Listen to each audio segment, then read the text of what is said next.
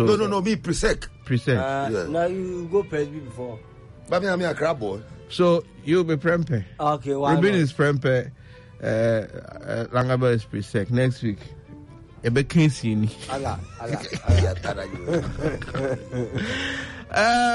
Coming up, we have news file and let me see. The messages I get. I need to make sure I've dealt with everybody because happy birthday shouts to Madam Cecilia Keggy of Danceman, a great fan of Weekend City Show. Good morning to you. And happy birthday in advance going out to Anita Bedzra of First National Bank. Happy birthday in advance. Coming in from my man, Nee of Relish in Usu. So let us sing the birthday to the people. Quickly. 1 second. Happy birthday to you. Happy birthday to you. Happy birthday to you. Happy birthday to you. May God guide all our listeners. And wonderful. Everybody. Happy 60th birthday going out to Joseph Kwashi from Mrs. Susan Kwashi Jr. and Selassie. Happy birthday to Benny Sna as well. Yeah. All right. Well, this is where we bring down. Can we bring down the curtain now? The curtain down is coming down. No, bring your curtain down. Curtain cracking. Okay, we are going for a news file. Big thank you to Sule holding us down production. Langby, thank you. Ruben, thank you. Yeah. Me too. Let me thank myself. Then we pray for Dennis Abrochi. Dennis in UK. In UK, may God guide him and learn well and come back. Ask him if you come back. Oh, I know you come. We'll be back same time next week. I'm Sammy Forsen. Have a good one. I feed her, mind her, raise her from small. Man, Joy 99.7 FM. There's increased public agitation. There's been occasion for the political leadership to appear to beg the military to stay in the barracks. There's near in-house coup. Are these whipping Akufo-Addo to reality, to rise to urgent solutions for the economic crisis that's got everybody uncertain, hungry, and thinking if they made the right choice, voting him into office? Sarah Adjoa Safo, how long will she remain MP and draw salary while absent from the country and absent from work? The public appears obviously disappointed in Parliament for not being decisive on the issue. I'm Samson Ladia Yanini, and this is Newsfile. We'll be right back to deal with the vexed matters.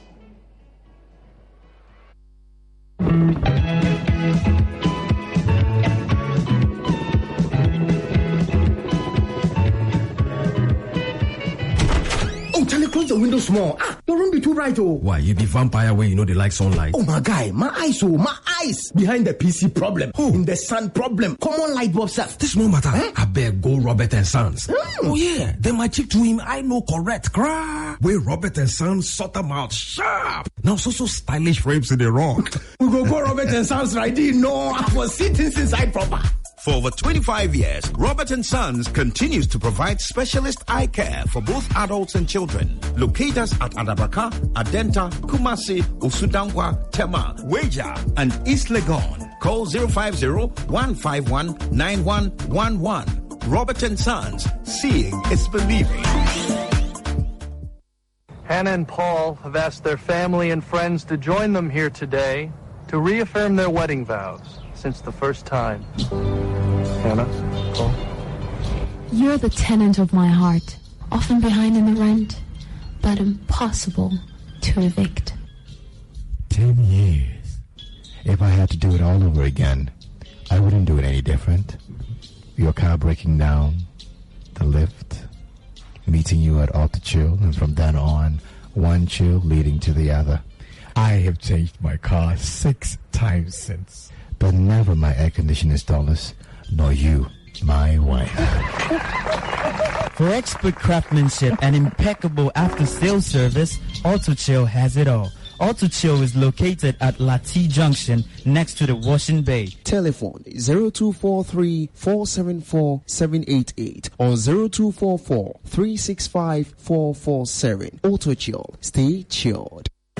Kids, it's Singapore time. Yeah! Hundreds of motivated students from across the world will converge in Singapore from the 1st to the 10th of December 2022 for the annual Steam Ahead and Yala Camp. Join this exciting edutainment camp for students from 12 to 15 years interested in STEM, arts, and leadership. Camp activities include Disneyland adventures, robotics, and leadership training. Registration deadline is October 30, 2022. Parents and heads of schools, please go to www.GhanaOlympiadacademy.com or call 0570-898-762 for more details. It's Singapore time.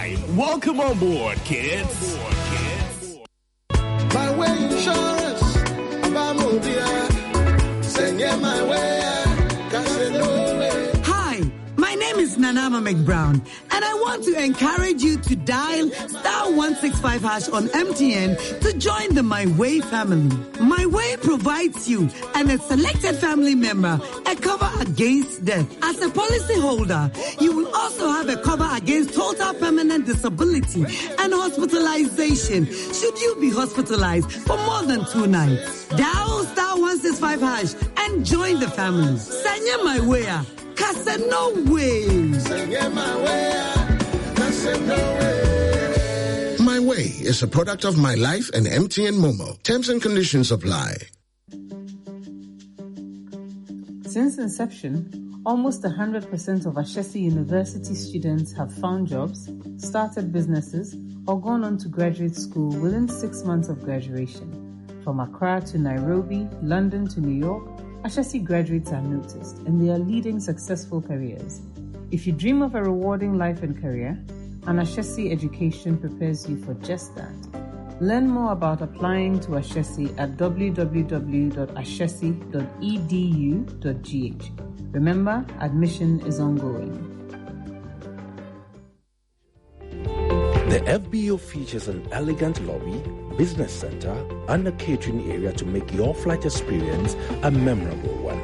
We have a very spacious terminal which houses 3 modern private jets and a helicopter for your tours, intercity transport, air ambulance services, cash carriage, and a bullion movement. Wherever you need to travel, Magdan Aviation has got you. Safety is a hallmark at Magdan. From our dedicated customer service team to the flight staff, every employee puts the safety and security of our clients first. We are here to make conducting business across the world easy and convenient.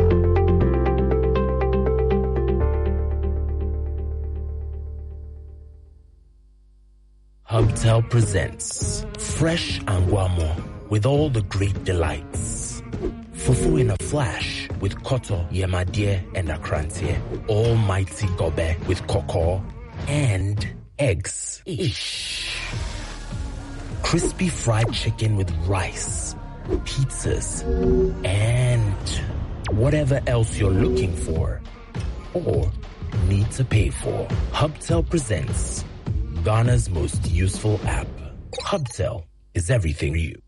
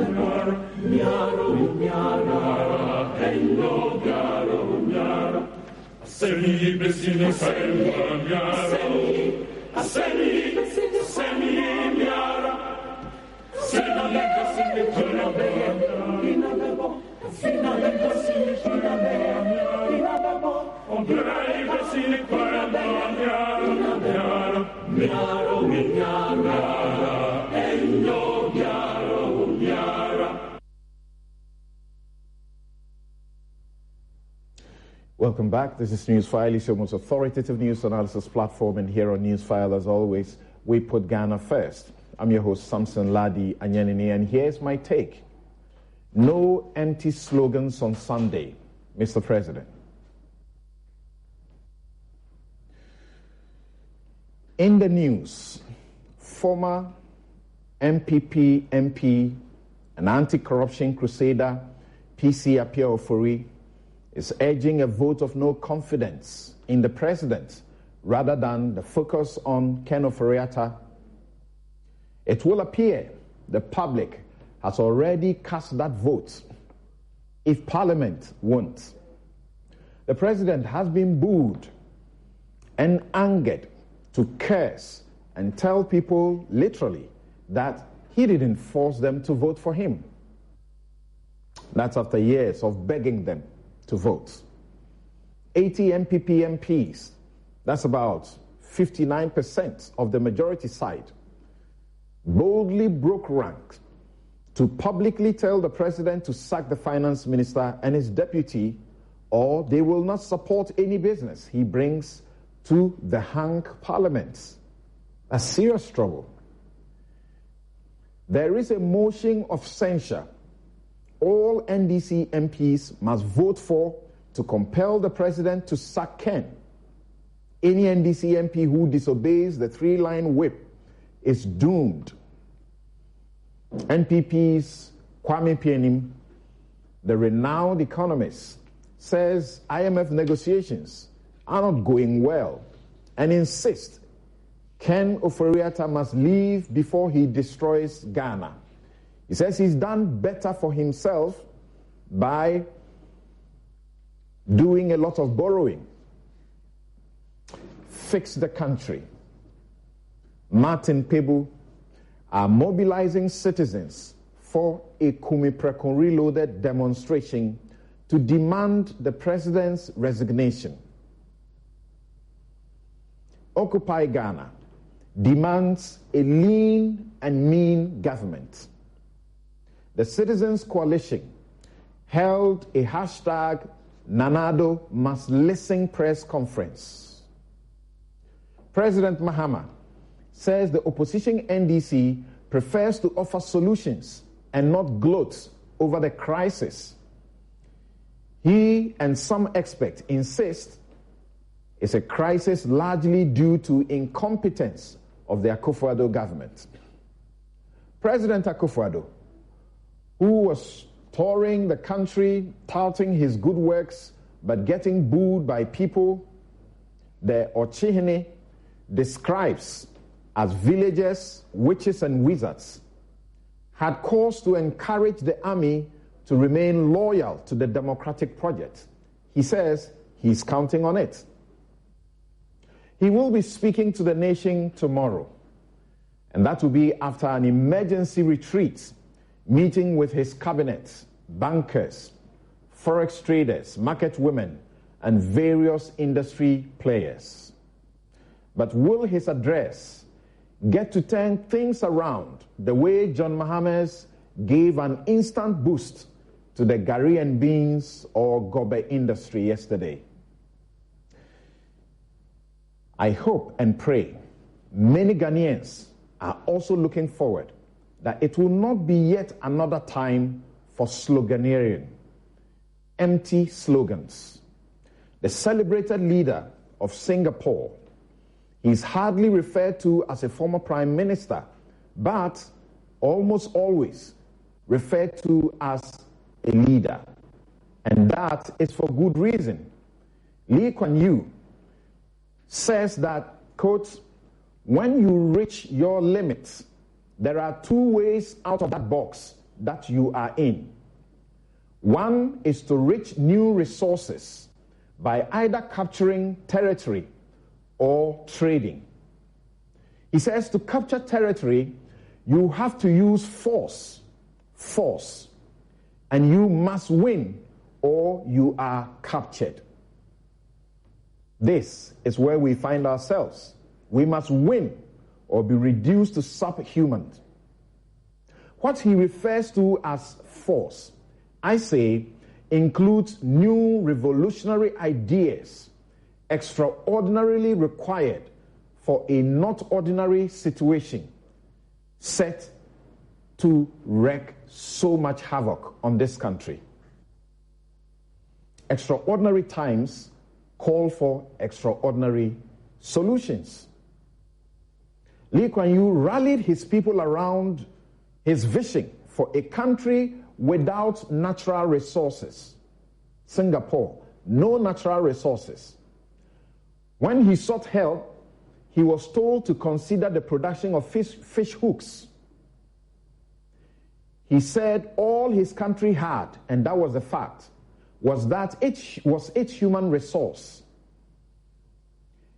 Quote, if a thing works, let's work it, unquote.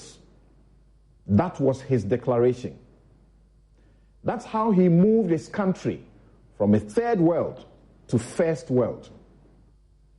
Quoting the Bible and shouting, these two shall pass, solves nothing, Mr. President. These extraordinary times require extraordinary solutions led by a demonstration of extraordinary leadership. Tomorrow, may your speech tell Ghanaians that you are an authentic leader and not one who has championed sloganeering and politics and getting angry when the people are giving you feedback about where you have taken them to. And that is my take. We'll be right back with my guest to get to the vexed matters.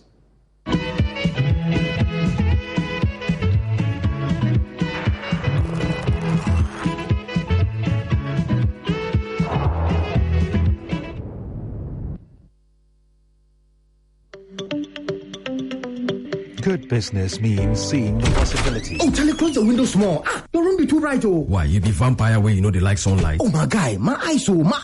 Behind the PC problem. In the sun problem. Common light bulb stuff. This no matter. I beg go Robert and Sons.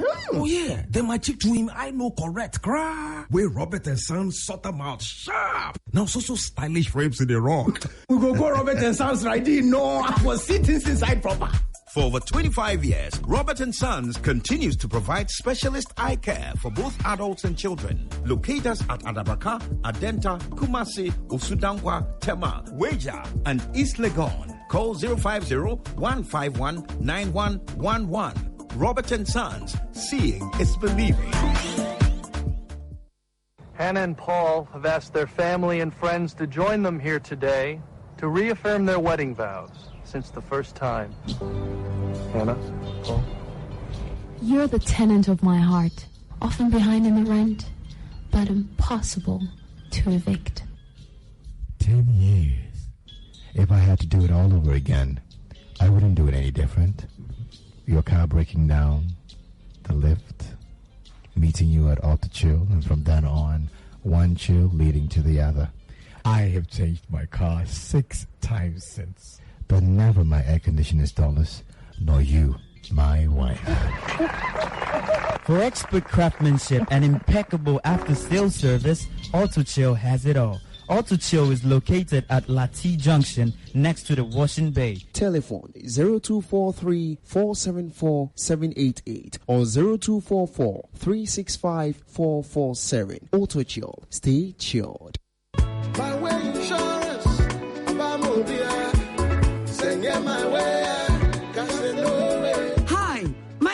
Nanama McBrown, and I want to encourage you to dial *165# on MTN to join the My Way family. My Way provides you and a selected family member a cover against death. As a policy holder, you will also have a cover against total permanent disability and hospitalization should you be hospitalized for more than 2 nights. Dial *165# and join the family. Sanya My Way. No way. My Way is a product of My Life and MTN Momo. Terms and conditions apply. This advert has been approved by the Gaming Commission of Ghana. It's here again. A night to celebrate. A night to wine, dine, recognize, and honor the very best in marketing. The 33rd CIMG Annual National Marketing Performance Awards is scheduled to happen at the Omanye Hall, Labadi Beach Hotel, on Saturday, the 29th of October. Traditional all-black tie event will be held under the theme Creative Marketing and Innovation in a Volatile Global Economy, under the distinguished patronage of Idirenyen Enan, President of the National Institute of Marketing of Nigeria. The night of total bliss and celebration of marketing excellence will be a hybrid of an in-person and virtual event, as we are still observing all COVID-19 protocols and not letting our guards down. Please note, the date is 29th of October. The venue, Omanye Hall, Labadi Beach Hotel. The time is 7 p.m. For corporate table reservations, call Nana on 0552-746-592 or 0242-307-801. CIMG, marketing means business. CIMG, working for Ghana. Hubtel presents Fresh Anguamo with all the great delights. Fufu in a flash with koto, yemadie, and akrantie. Almighty gobe with koko and eggs. Ish.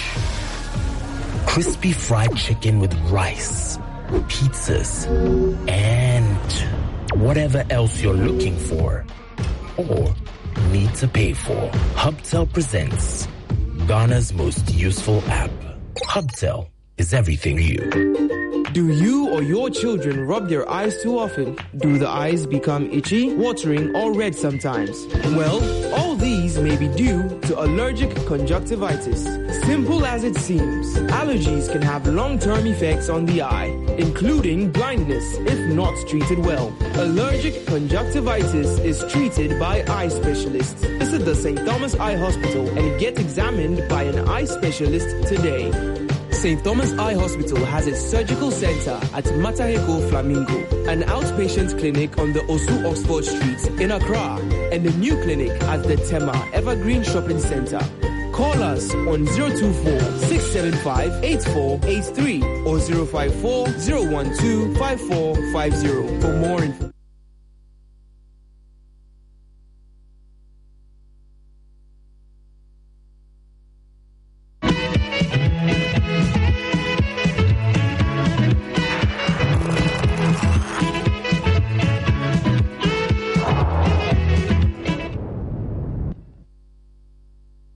These gentlemen, who had just finished consuming their breakfast of banku and soup when the news team got to the chop bar, stated how they had been very tactful with the amounts they spend on food daily. Currently, if I chop in the morning, I don't chop again.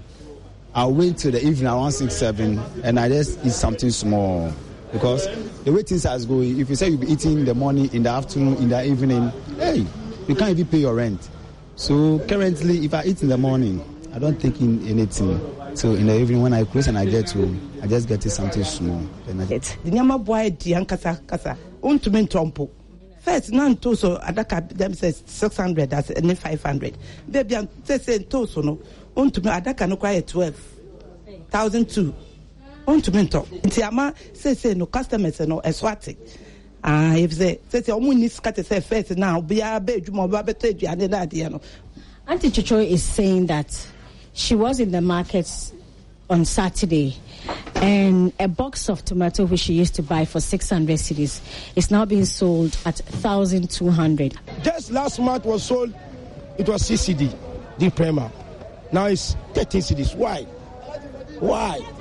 And so Kwasi was sacked. You know, this lady who is prime minister lives on the same street with Kwasi Kwarteng. Same street in London. They went to the same school from their childhood.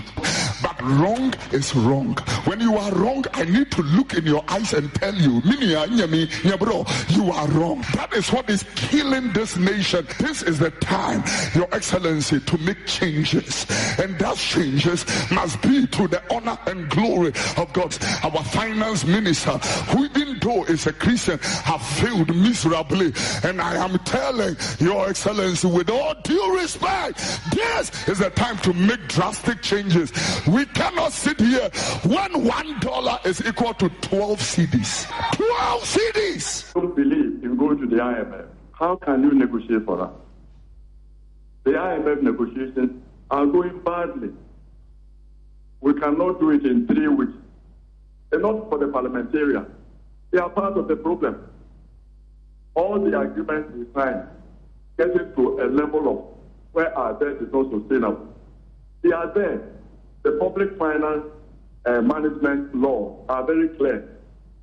When the Minister for Finance is presenting any budget, any law, he has to bring a financial impact assessment attached to it.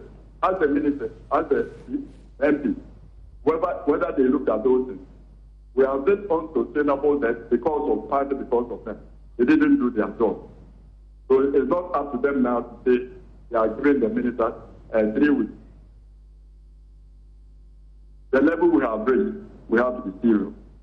Either we want to tackle this problem very quickly so that within 9 months, the economy is stabilized, 6 to 9 months, the economy is stabilized, and the president has about a year, 9 months to implement some of his flagship agenda. But now, all expenditures should be suspended, except the emergency one. We demonstrate to the IMF that we are serious. We'll cut the expenditures. As I said, no flagship project is a sacred cow. We should review all of them for efficiency, for financial efficiency, and move forward. That's what we need to do. So letting somebody stay for 3 weeks when he has sat for 5 years will not happen. Togo, didn't COVID happen there?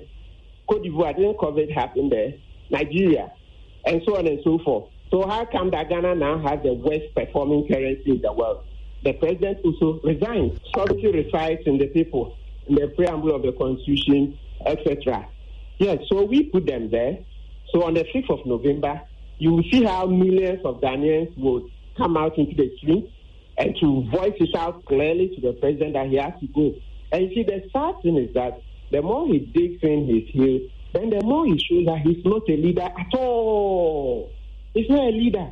He just can't listen. He feels very entitled. Which is a shame. Citizens have told you that, Martha, go. Just go. It's not by fault. You were begging to lead, and we listened and thought that you could lead. Now you've driven us into a deep crater, very deep crater. You know the decades it will take for us to recover from this economic doldrums it's created, and he doesn't want to go.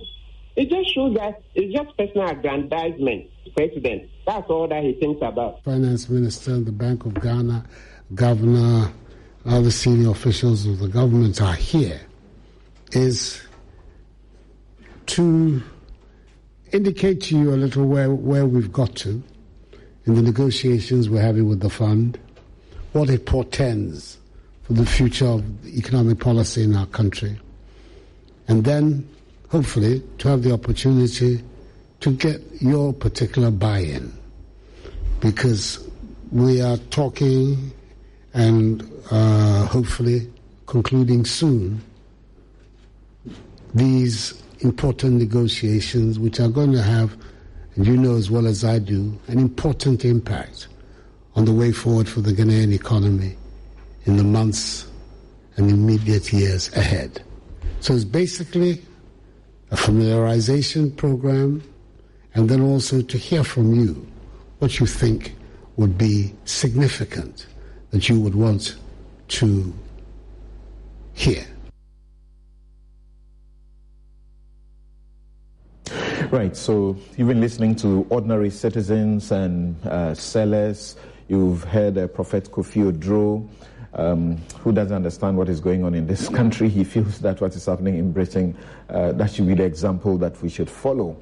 You heard Martin Pebu, who has been on a campaign to get the president himself resign and fix the country. They are all saying they are demonstrating on the 5th of November, and their mission is to get the president to simply, hang up. You heard Kwame Penim, economist, also sharing his views on what has been going on. And then President Nana Addo Akufo-Addo speaking to the press before they began a 3-day retreat together with his cabinet and calling on various players in the industry to seek to see what they can do to help the situation. So you're welcome. This is Newsfile, your most authoritative news analysis platform. And this morning, I'm excited. We're joined by Dr. John Osai Kwapong. He's political scientist, democracy and development fellow at CDD Ghana. Also, Dr. Kwabena Nyako Otu, chief economist and director, Labor Research and Policy Institute, Trade Union Congress. We also have on Zoom Clara Kolega Berry Kasati. She's a lawyer. She teaches at the University of Ghana School of Law, and she's a board member of the CDD Ghana. Here in the studio, Mona Kote, managing partner, BVM Advisory Services and former Deputy Minister of Finance, and Habib Idrisu, MP for Tolong and Deputy Majority Chief Whip. I'm very sure nobody wants to be in your position at this time, particularly where within your own party and your people, there are these internal, boycotts, these rebels, 80 of them. Yes. It's very difficult for you. Yeah, it's a difficult time for us. So how do you do it as a whip? How do you go about making sure everybody is towing the line? And here you have 9% of your group. Yeah, something now is no more 58% of the group. It's an entire group at the moment. It's a difficult time for us as a whip because you have a job in hand to satisfy your MPs. You also have a job in hand to make sure that you prosecute government business in Parliament. It's a try movement. We'll try and see how we navigate in it. Your MPs say that they are representing the views of their constituents. So which should take precedence? What the president told them, we are told, and now they have decided to sort of backtrack and suspend their push, or their constituents are the ones they should be listening to. Samson, if you look at it, as members of Parliament, we are already representing our constituency, and that is the first and foremost. We understand that times are hard and difficult at the moment in the country, so when we hear the cry, this is the first of its kind in the democracy from the Fourth Republic, that a majority parliamentary caucus will actually be able to speak out against their finance minister and against their president, and also give another ultimatum that we need this demand to be met, or else we will not actually prosecute any government business. A lot of thinking went into the whole thing. That fateful Tuesday on the 25th, when 80 members of our group did a press conference to actually register their displeasure and how they are unsatisfied about the conduct of the minister responsible for finance and the minister of state at the finance ministry handling the economy and where we are at the moment. In fact, we had a caucus meeting immediately, and when we had a caucus meeting, the voice of the majority was that, look, the call was in the right direction, and I think the country needs that now. So we did agree that, okay, it's a caucus position. So we first of all said that we have a leader of our party and the president of the republic who has actually have the right by the constitution to hire or fire.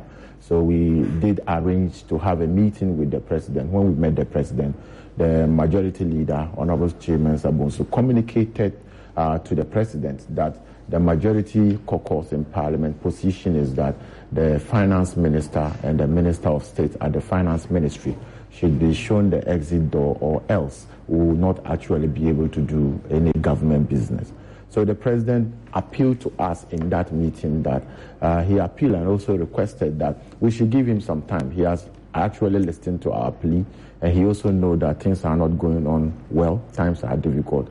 But we should give him time. The finance minister is already nose deep into the negotiation of IMF, of which we are expecting the budget somewhere on the 15th of November, which is less than 3 weeks away, or just 3 weeks away.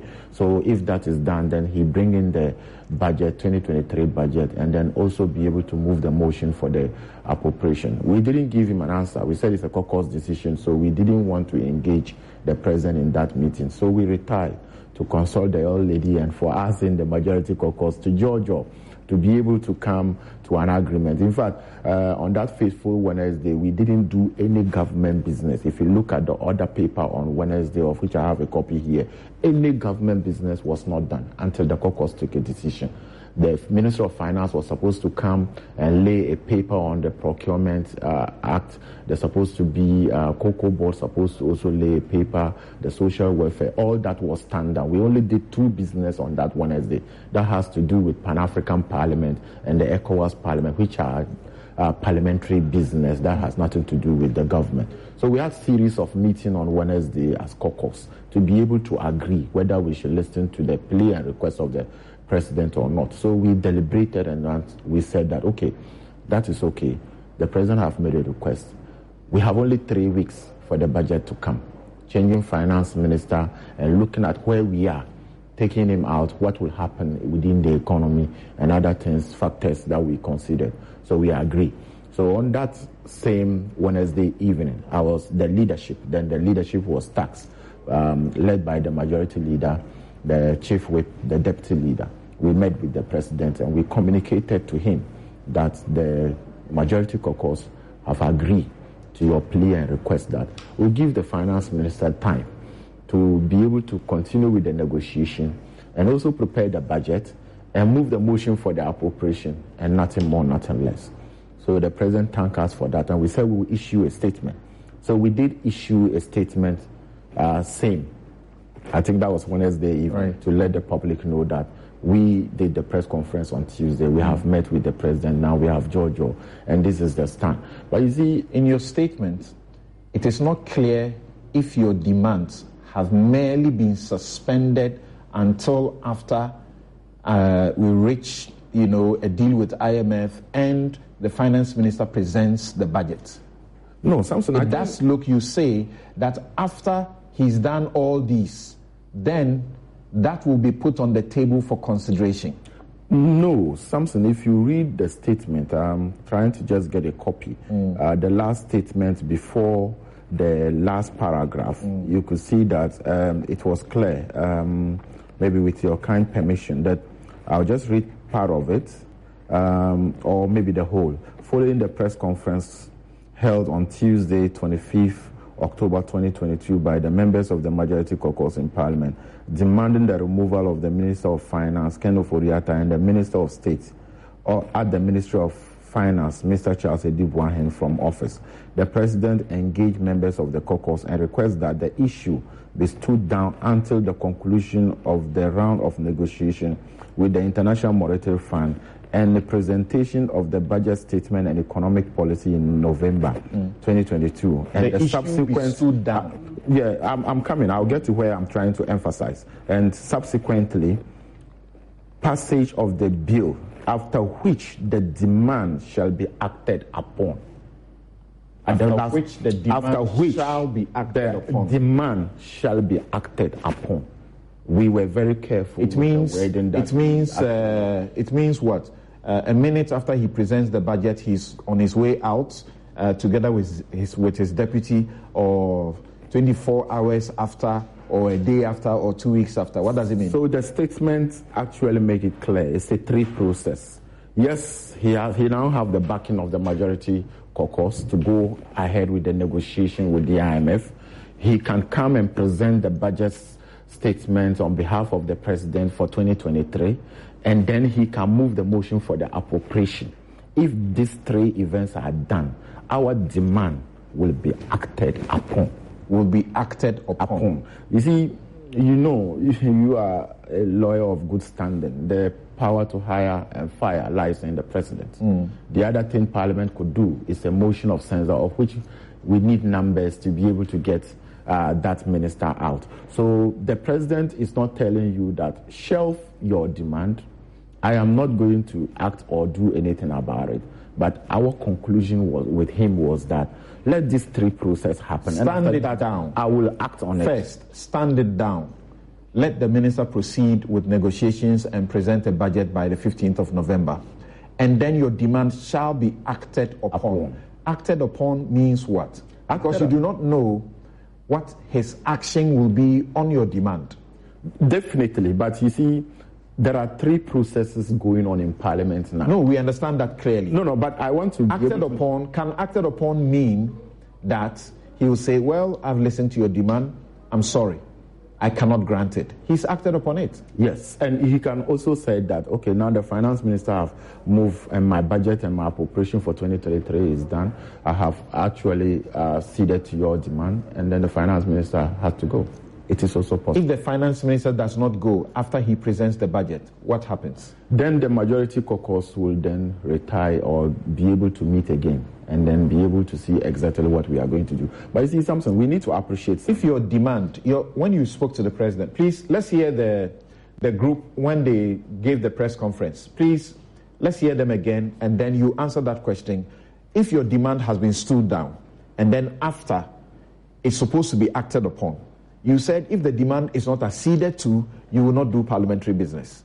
So if from the 15th it's not acceded to, you are supposed to tell Ghanaians that this is what we are continuing. You are not going to do parliamentary business. Let's watch them again.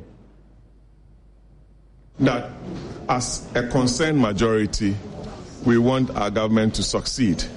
So if, for example, common fund has not been released and is affecting the performance of MPs and MMDCs who are appointed by the president, then steps ought to be taken. We need to hear from our finance minister, we need to hear from the president on steps that are being taken. Because when it comes to the removal of a minister, the constitution says you need 2/3 of members present and voting, and it's by secret ballot. From the way things are, you cannot guarantee it. You cannot. So I don't think it's in the interest of our side of government to remove our minister. But when push comes to shove, to save the party, the government that we are asking to break the eight, which I don't believe in, I believe in winning successive elections. We are members of the majority caucus of the Parliament of Ghana, and we here so present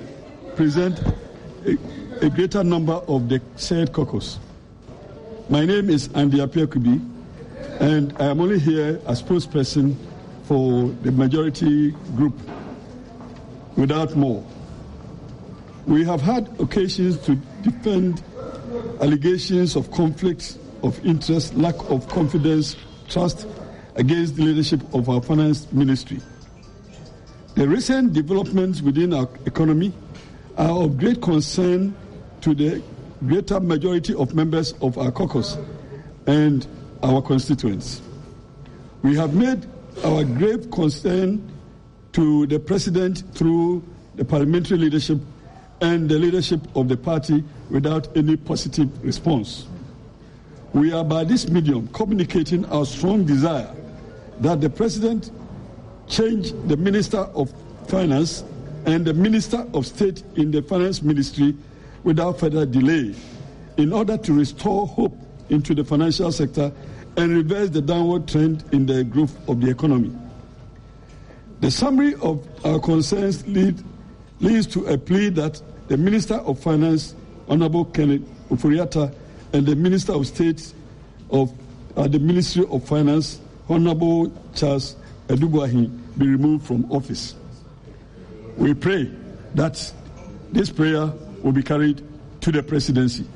We thank you very much. Meanwhile, we want to serve notice, and notice is hereby served, that until such persons as aforementioned are made to resign or removed from office, we, members of the majority caucus here in Parliament, will not participate in any business of government by or for a president by any other minister. We hope that those of us on the backbench and members of the majority caucus will abide by this prayer. We are saying that if our request is not responded to positively, we will not be present for the budget hearing, neither we will participate in the debate. Thank you very much. Right, so this is what your constituents say, at least this group, this is what their constituents say, and they have expressed that.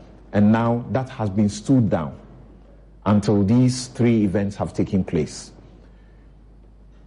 Back to my question. If the president acts on it, and the action on it is not positive, as Andy Appiah-Kubi said, what will you do? Something, I think we have to wait until we get there. But the most important thing is that there is a reason why the press conference was made. There is a reason why the majority caucus, for the first time in the history of our democracy, we made such move. Reason there are people who applauded you. They are withdrawing their applause. No, they should not. They are thinking that there's some shenanigans going on. This was intended to just mislead the public. I don't think that anybody hates Ken Ofori-Atta as the minister responsible for finance. But we are not comfortable and we are not happy of the current economic situation and happening in our country. It's the same finance minister in 2017, 18, 19, 20. Nobody called for his head because everything was going on well. He inherited an IMF-driven economy, an economy that had DUMSO, an economy that had public sector recruitment frozen, and he was able to do well. Have you heard the answer to that? Have you heard the answer to that? No. When you raise that, what you are told about that, the reply you hear about that is that in that circumstance, the finance minister has practically done nothing. Because for the period that you talk about, he was under the IMF. That is why the economy was sailing smoothly. And right after we got out of IMF, he plunged us into this. No, Samson, that is not the case. So the point I want to make is that, yes, we have made this demand, we have acceded to the president's request, and it has timelines, and he will be acting for it. If it is not positive, or maybe Samson by then, I know you are a very good Ghanaian who respect people, assuming by the 3 weeks that we have given, or by the time we are passing the appropriation bill, everything is back to normal and other things. Will people still be asking for his Okay, head? so that's an interesting condition. Let me go. So we need to be able to understand that. Let me go to Zoom and begin with Professor Osai Kwapong. Doc, thank you very much for joining us. What do you make of what is happening within the president's own party? And there are people like Charles Rekubrobe who feel very disappointed in the conduct of the 80 MPs who said, we are speaking the language of our constituents. Good morning, Samson, and good morning, everyone as well. I was quite surprised when I saw that press conference, and I was because we've not seen anything like that in the Fourth Republic, right? In terms of a public break with the president from members of from his own party. Yes, once in a while you might get an MP here, an MP there who may say something in the public space, but as a collective group of of that magnitude, it was quite rare. Mm. And for me, once in a while when you hear an MP isolated taking adverse positions adverse to their party, they get sacrificed. They don't come back to parliament the next time. Precisely, right? So this was very different. I don't know how long it had been brewing for them to actually decide that they were going to make this public break with the president of their own party. But again, I think if they look at the economic conditions and circumstances, but I'm sure they also are looking at the political consequences of the economic conditions, and I'm sure they would want to insulate themselves against any political fallout. I think that is one of the calculations, right? It's like, if you're going to go down, we will not go down with you. But if you want us to stick with you and continue to stick our heads out for you, then something has to give. So that was my initial read of that major public break with the president. What I also found very concerning, though, was that knowing the numbers already in Parliament and the difficulty, for example, with the 2022 budget, when they added the statement, we would not participate in the budget and any other government business, that was when I said, okay, this portends some real political trouble for the president. Well, subsequent to that, there was the meeting and then a report that they are holding off on those demands. And so again, my take was, okay, probably they've come to some compromise behind closed doors. The president has given them some assurances, as the Honorable said, a series of events have to happen, upon which then the president has assured them that he would act upon their... So to demonstrate credibility, what is your expectation? If the three events, as he speaks about, mainly two events, if they happen, and then the president acts on their demand, and his acting on their demand is not positive, as in he doesn't grant their wish, what's your expectation? Well, if he doesn't, then I would expect that the 80 who really came out publicly, they have a choice to make. Do they still stick with the president, or do they really carry out their quote-unquote threat not to participate in any government business and in the budget deliberation, which the consequences would also not be good given where we are already.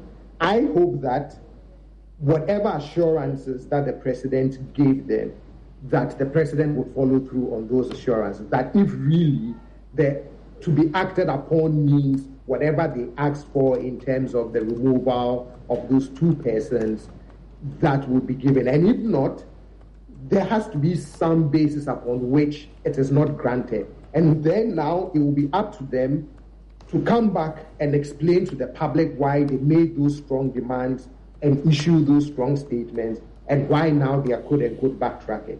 So there are political calculations for both sides, and both sides would have to figure out how this can be quote-unquote a win-win situation for everybody. But I think the MPs are in a very difficult position now, because even for having agreed to wait for this time period after the meeting with the president, already you see certain questions being raised, certain questions being asked, because it looks like you gave us so much hope and now you've taken that hope away. So they are in a very difficult position and have to be very careful about their political calculus, going forward after these two key events. Clara, what will you say? Hello, Clara. Please unmute your mic. Okay. Can you hear me now? Yes, very clearly. For me, I adopt more a wait to see. I was quite intrigued to see the 80 MPs come out, because, face it, in the democracy, both the MPs and the president are elected officials. So the president has his electoral mandate to keep faith with the people, and the MPs also have their electoral mandate to keep with their constituents. Whereas the president will not be going for a second term, the MPs, I suspect most of them, would like to go back to Parliament. So they have their constituents to look up to in terms of if they want to return to Parliament. Now, yes, they have their party issues to deal with, and of course, that includes winning the bid to be the PC for your parliament, for your constituency, representing your party. But after that hurdle is the main election. So the MPs do have their own issues in terms of the democracy to deal with. So I was happy to see that at least the MPs are also thinking of their mandates to return to Parliament if they so desire, or to represent the interests of their people. The public outcry isn't hidden from anyone, and they haven't been insulated from it as well. they had a responsibility to their constituents and to Parliament as a body to also at least take a stance and see what they can do. So I will wait to see what happens, and then I would draw a firm conclusion. But for now, I'm quite intrigued and quite interested in the way our democracy is working, that all the arms of government have seen that there is some responsibility, at least the two arms in this case, the executive and the legislature, particularly the legislature, that they have seen that there is need to do something because they do need to go back to their constituents at the end of the day. As far as what we know in the public is concerned, it does appear as the majority view. And if the elected officials will respect the views of the majority, the finance minister should not be keeping his job. Yes, well, I have found it interesting that we've actually gotten to this point. Because in a democracy, as we are all aware, it is the president's mandate, both legally and politically, to appoint ministers, of course, with the necessary approval processes, to assist him to achieve his electoral mandate. The president serves at the will of the people. He does. But I find it interesting in this case because I thought that, to begin with, the president should have considered whether, given the current economic situations, that is what he expected. Because I would expect that he appointed the finance minister to help him achieve a certain goal for the economy. In the economic circumstances that we are, is that the goal for which he brought the finance minister on board? So I actually expected the president to make the first decisions at the point as to whether this is what he wants. Because if we are going to be quite objective, if the finance minister isn't doing what the president wants him to do, the president has the power to fire him or to revoke his appointment. If the president has not done that, it's a reasonable conclusion to draw that this is what the president wants him to do. Then, like you said, it comes back to the people. The people then have to decide whether this is what they want when they elected the president. And the people are speaking. Both legally and politically, it is in the president's own interest. Well, just a week ago, the president told all of us to our faces that these are his best performing ministers. They include the finance minister, Alan Shermantin, the roads minister, the employment minister, and the food and agric minister. So they clearly know that Ken Ofori-Atta is one of the president's favorite. And that's why all the calls over these months appear to have fallen on deaf ears. Will you deem this group credible if he doesn't act on their request after the budget is presented? For credible, that's why I say I would wait to see what unfolds in the. That should be a judgment you should be able to make now. That this is their demand, and they've been asked to suspend the demand until certain events have taken place, and then it will be acted upon. They said it must be positive action, which we all should know means they should go. I started by saying I find it intriguing, and because, as I noted, of course, I am not unminded of the political effect. So I wanted to see whether this is a political gimmick or this is real. And that's why I said it's intriguing. So to a very large extent, I would adopt a wait-and-see approach as to what happens after the negotiations and what they come back to tell me. Then I would decide on whether this was genuine or this was more a political act to save their own seats to a very large extent and to somehow keep faith with the public and at least afford something to be discussed whilst they decide on what happens. Okay, so if it's not acted upon positively and they still do not keep to their promise or their threat, you would deem that it was just a political gimmick? Yes. Okay. Yes. Right. Let me come to Mona. I was actually thinking we could deal with this quickly and then go into the other matters, but this is also important. It was surprising. And many people felt, well, maybe our politics is changing. That the MPs do not feel that they owe their life in parliament, in the politics, or in government to the president. And then suddenly they go and agree. Some say, well, that's how reasonable people conduct themselves. Some say we are not at a point where you should be saying you are acting reasonable because it's long overdue. What will be your judgment of this group if their request is not acceded to and they still do not carry out what they have promised? Thank you, Samson. My initial point is my judgment of them will be that they took a very risky gamble, number one. So, of course, they are MPs. They do report to their constituency, as everyone has said so far, and including Habib himself. But they do owe their leader, who is the current president, some respect and so forth. But one would have expected that being reasonable people, and I hear you use that term, and for me, that's where I'm coming from, reasonableness. You go to the president with very valid points because you are concerned about the future of your party. Your party's future goes beyond his presidency. You are concerned about the economy. You are concerned about your people.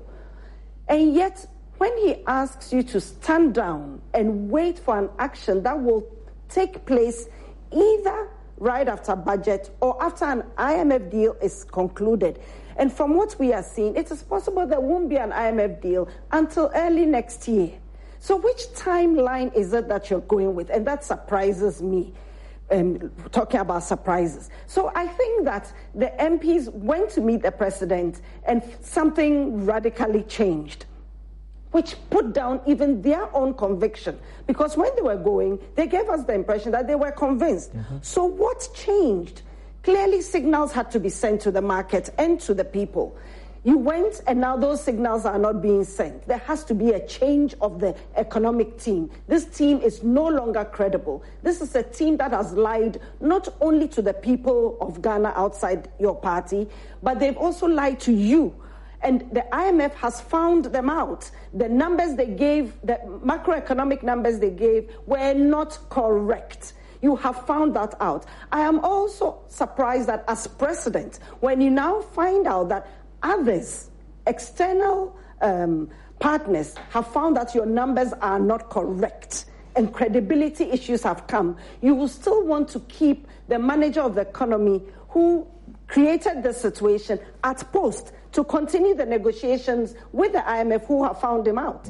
Clearly, they have no respect for him. In fact, part of the grounds they raised was that it is not tenable for Ken Ofori-Atta, who said, hell no, we will not go to IMF, to be leading the delegation in the discussions. Mr. Kwame Pianim has said almost the same thing and says what is happening portends very badly for the party itself, like you said a while ago.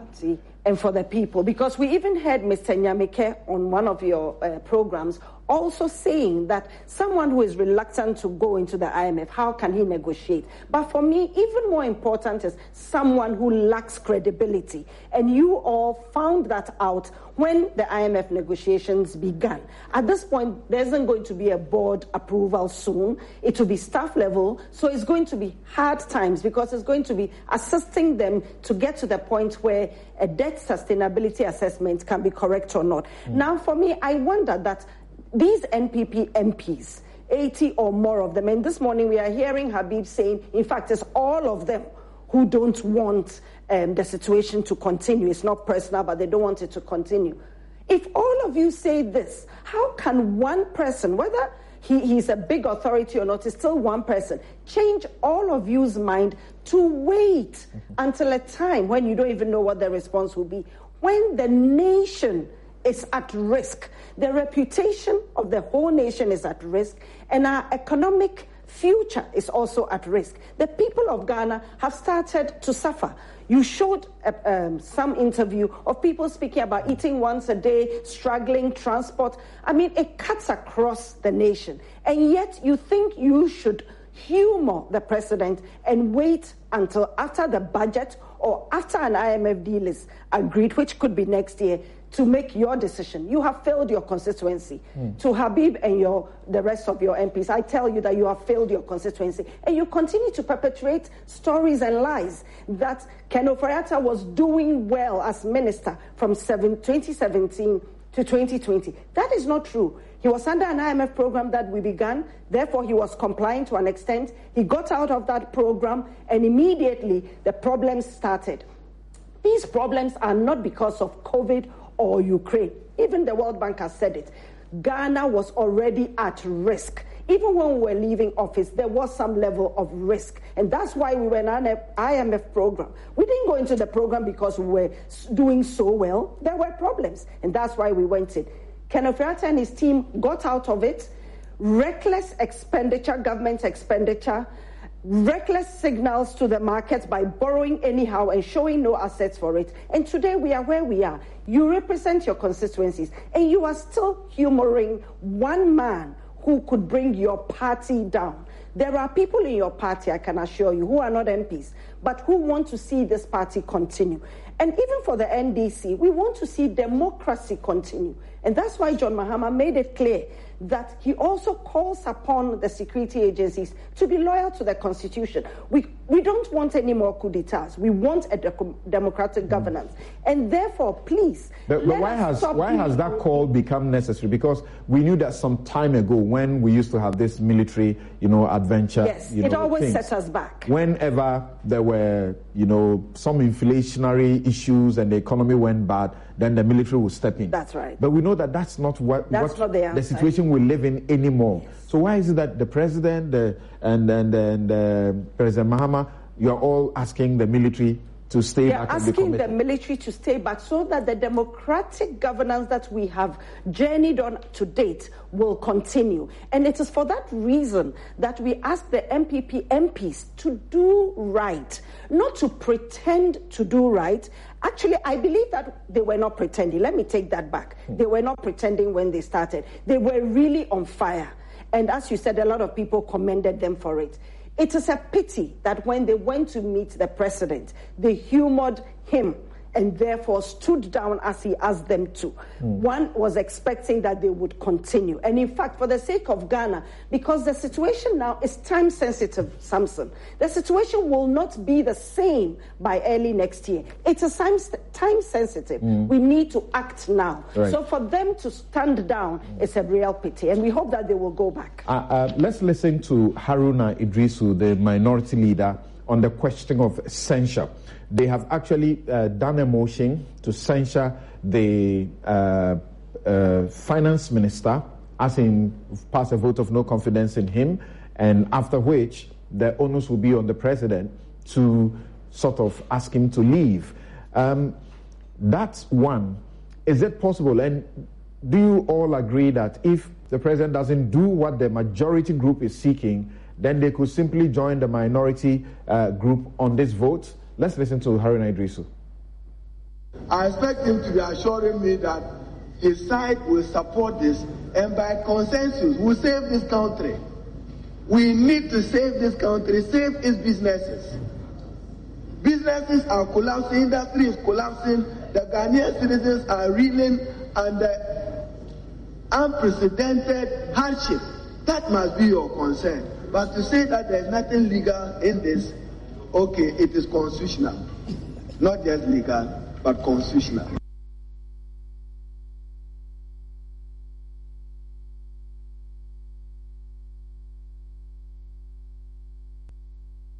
Okay, right. So that's Haruna Idrisu. Is that where you will go if they don't get the president do what they want? They should join the minority? I believe that at this point it's about Ghana first, and therefore they should join the minority so that we can get the numbers for the censure, because clearly Ken must go. He cannot do the job anymore. When I think about the times that we as an economic management team were insulted for incompetence, for corruption, and so forth, Today, we see that the one thumb that did it had 4 fingers pointing back. Today, I can say that they are clearly incompetent, they are corrupt, and they lack compassion. And it's really sad because the people of Ghana are suffering, and especially the MPs. You must consider your constituencies. You're going to go back to them. You won't be MPs forever. When you go back, they'll show you where power lies. The power lies in the thumb and in the people. It's all about the people. So, yes, I agree with Haruna on that. Right. Dr. Otu, where do you stand on this? Well, people like PCRP Oforis are saying that it's not the finance minister that should be the target. It's a failed president. So just get the president to resign or pass a vote of no confidence in the president, which the Constitution allows. Thank you. Samson, interesting times. We have in this country. I think that I cannot foresee Ken Ofori-Atta being a finance minister beyond maybe the presentation of the budget. And on a personal note, if I were him, I would not even go to present the budget. There's some sense in him trying to conclude a staff-level agreement of the IMF. There's some sense in that. And as Mona said, for the board of the fund to consider Ghana's bailout, it will go into December. Yeah, when Zambia was seeking it took them 2 years. I don't know where the confidence comes from Ghana that we seem to be saying, oh, we are almost there, we are almost there. And now economist Kwame Pianin says we have difficulties. Of course, we, the public, have been made to know about part of the difficulty because there have been inaccurate figures that the IMF has not been excited about. So that's the point. Of course, the last negotiation, I think Mona can correct me. It took us, I think, 6 months or so to conclude the 2015 negotiation. And of course, this time is a bit different because the world itself recognizes the urgency of the situation for many developing countries. So maybe this time is different in the sense that people will want to speed up things to be able to save the situation for most countries and for Ghana. The situation is urgent. So concluding a staff-level agreement in the next 3 weeks will be good. But I do not really foresee him going on as a finance minister beyond November. I do not foresee that. I think that it's in his own interest to resign after the appropriation motion is moved. And I think that the MPs cannot, at this stage, tell us any other story if the president does not act on their demands positively. So that would be my take on it. How do you expect... Yes, please go ahead. All of these things is also coming on the heels of the already demands on the president to reshuffle the cabinet.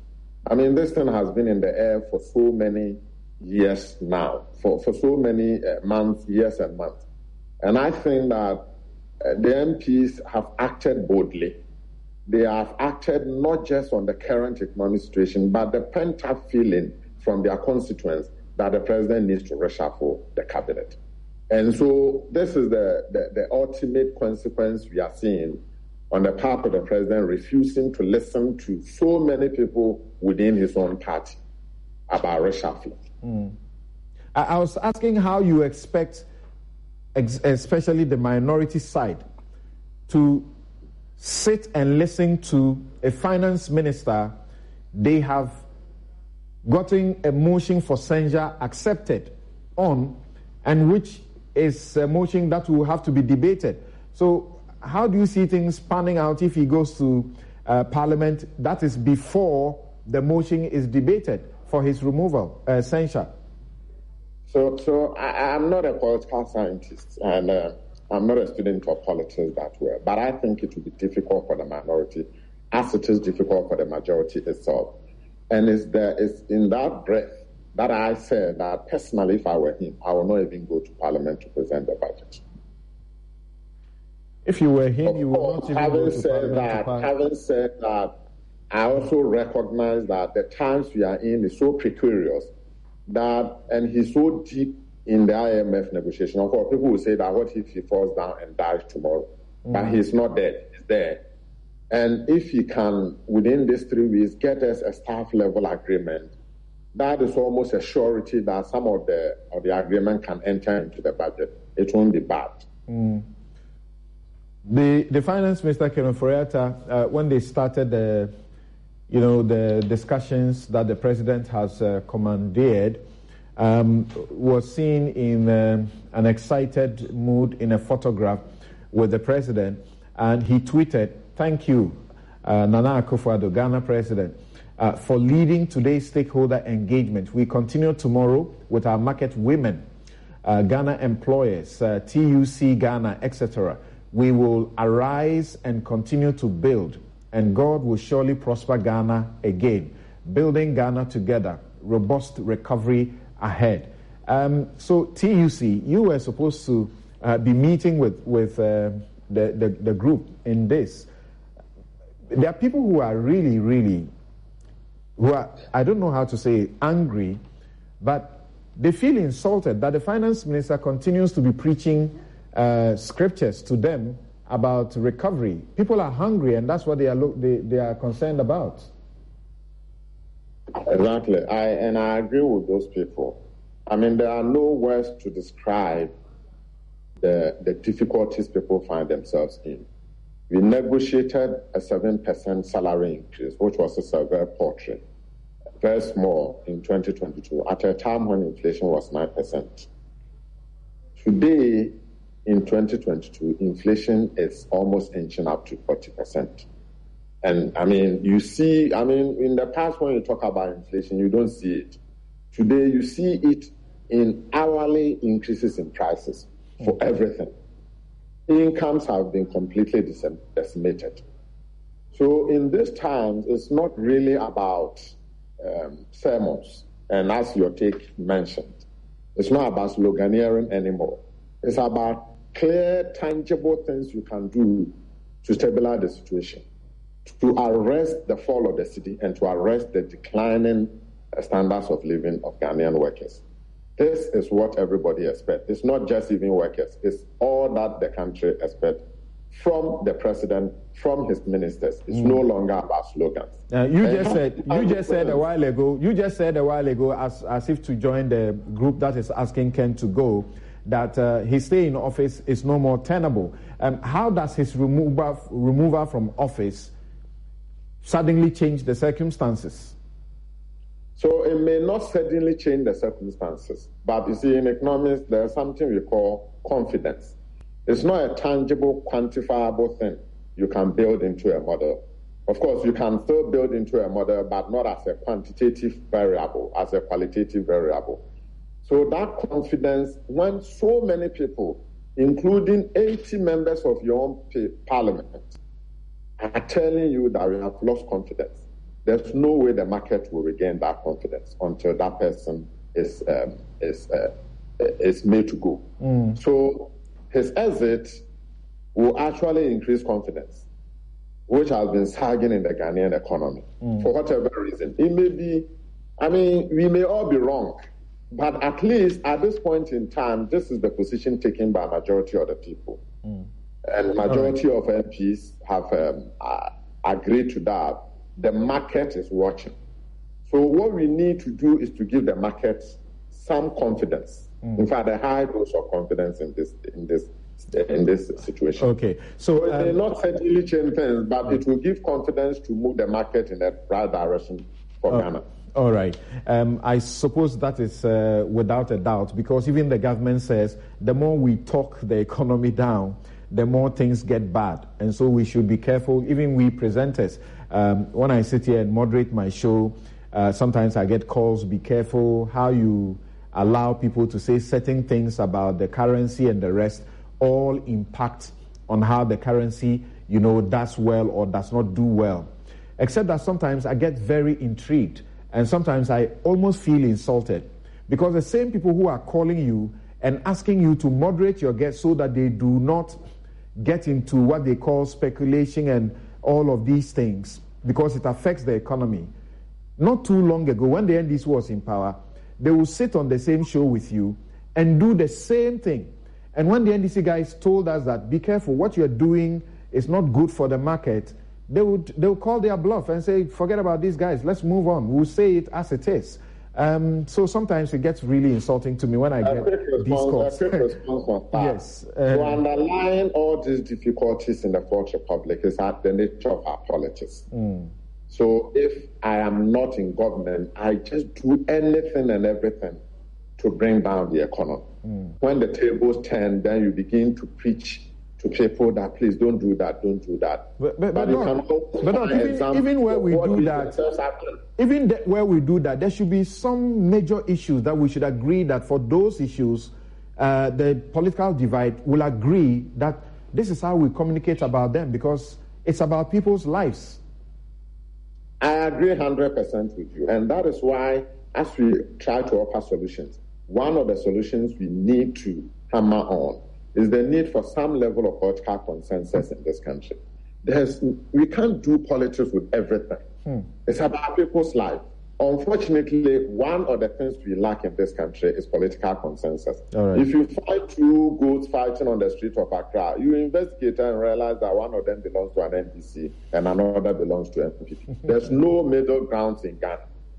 That is part of the challenge in this country. Okay. Please, can I make a quick comment on finance, international finance, not on politics? Yes, and Dr. Sai Kwapong, I'll come to you on the question of the motion for censure. Whether you think that the majority group would be joining them for that motion if they don't get what they deserve. In the international markets where bonds are issued, even for government treasuries and bonds and so forth, Samson, you know that credit rating agencies use numbers and use ground intelligence to give reports, which all investors who have capital use, whether investors domestic or investors abroad.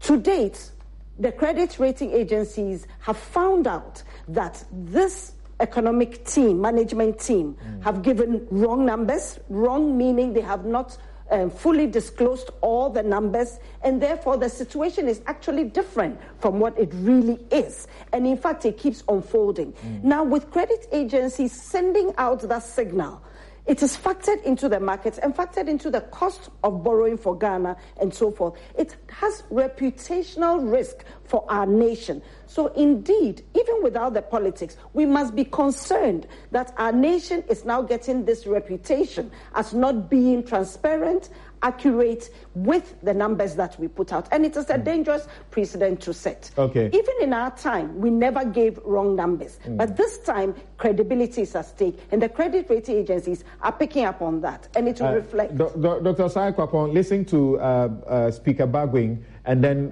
to my question quickly. And then we will take a quick break. We'll return to move to what your expectations are of the president tomorrow, as he is going to speak to the nation. We'll hear what President Mahama has been saying, Occupy Ghana, Citizen Coalition, all of them, what they have been saying to the president, and then what you expect of the president tomorrow. But let's listen to Speaker Bagwing.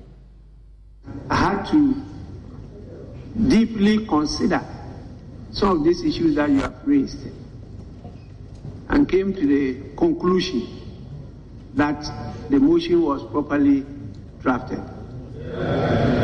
And so when you read the Constitution properly and then our standing orders, you see that no error has been made. And because of this motion, you know what has happened to the state of our city. Just because people are gaining confidence that action is being taken, the city gained some value. And Parliament should be commended. It climbed from about 16 to $1 to around 13. That is a serious gain for this country, and it's because there's some confidence given to the people that action is being taken to rectify the wrong. Yes, Dr. Osai-Kwapong, what do you expect will pan out as regards what Parliament, as in the minority, wants to do with regards to the Keno Foriata? I'm sure the minority have the numbers, but they would need additional numbers from the majority side. If the majority MPs are truly serious about the fact that they are dissatisfied, and all the warnings they sent out are really serious warnings, then I would expect that, let's say, in the event that the president does not accede to their demand, they would look for other alternatives. And an alternative that is available or will be available to them would be joining joining the minority caucus to vote on this motion of censure. But again, all of it comes with, it has to be a very well calculated political move. Because these things also do come with political consequences. And I'm sure they themselves, being political actors, know that. Probably they've worked out all their political calculus. That's why they even went public with their demands. And again, I think that if they really want to press on with their demands, if the president doesn't act, then I expect that they would, join the minority and look for another avenue to press on their demands. But in the end, they would have to deal with whatever gains or losses that comes with this public move that they have made. Right. Clara, what do you say about how this is even a dangerous thing to do by the majority group, that, sections of the society are applauding them, and yet it's such a dangerous thing to do because, as we can see already, some of the youth groups within the party are issuing threats. They are actually insulting them and saying that they are making the president unpopular and so on and so forth. So like Dr. Osai-Kwapong said, these MPs, if they are not careful, are likely to suffer a backlash. What does that tell you about our society? It brings back to issues. In fact, the fact that we are even here calls into issues whether apart from elections and the white letter law, we are also mindful of the values that sustain democracy. Because I've always maintained that democracy is not just about white or black letter law. There are certain values that underpin democracy. And it is those values that make democracy gain the positive effects that it has for people who practice it. So this issue throws back our democratic values. And I'll come back to that point. But briefly, the fact is, like I said at the beginning, I'm actually a bit disappointed that we've come to this level. And I say so because the cornerstone of democracy is that you always have at the back of your mind what the majority of the people desire, even if you disagree with them. It is for that reason that I believe it was David Cameron had to resign, not because he had lost an election. He had actually won not too long ago, convincingly, but because he campaigned for Britain to remain in the EU. And the majority of the people, when they went to the polls, opted for Brexit. Mm-hmm. He decided that his stay in office was not tenable because he advocated this, and clearly the people want that. So I am leaving office so that we can get someone who will champion what the people are calling for. It is very clear if you listen to the news that across the political divide, including from the majority, as well as from the general public, that people are calling for the head of the finance minister, whether rightly or wrongly. It is not about whether they are right or they are wrong. It is about what they believe. And part of the duties of a minister, if you look at the ministerial oath, is the fact that you will always give freely your good counsel to the president in terms of what you believe would be in the interest of good governance or good management of the country.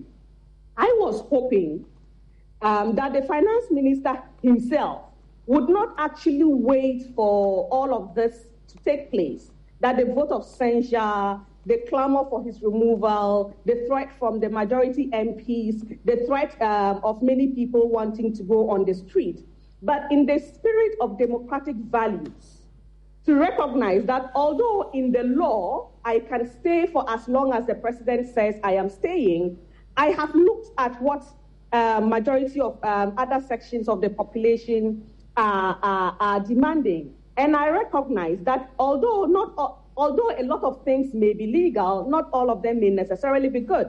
And for this reason, I am grateful to the president for the confidence that you have in me, that I should continue. But I am voluntarily leaving so that you can replace someone that the majority of the people want to see at the helm of the affairs, whilst I still provide whatever help in any way that I can continue to provide outside of the ministerial position. I think this would solve a lot of the problems. So I am actually disappointed that it has come to this, because the revocation becomes necessary only if the finance minister does not resign, or if the president does not accept the resignation of the finance minister, which legally can be contested anyway. But leaving that aside, I am hoping that the finance minister will have the thoughts, will have a second thoughts, think through it, and decide that I am leaving not because I believe I am incompetent. I do not necessarily agree, but if these are the calls of the people who elected us into office, there is no reason to hold my party and the rest of the nation to ransom over this issue, so that now the issue of the 80 MPs become problematic. Already they don't have the numbers. Okay. So politically, I am not very sure that this is necessarily working to their advantage, and clearly, certainly not impressing a lot of the Ghanaian public as well.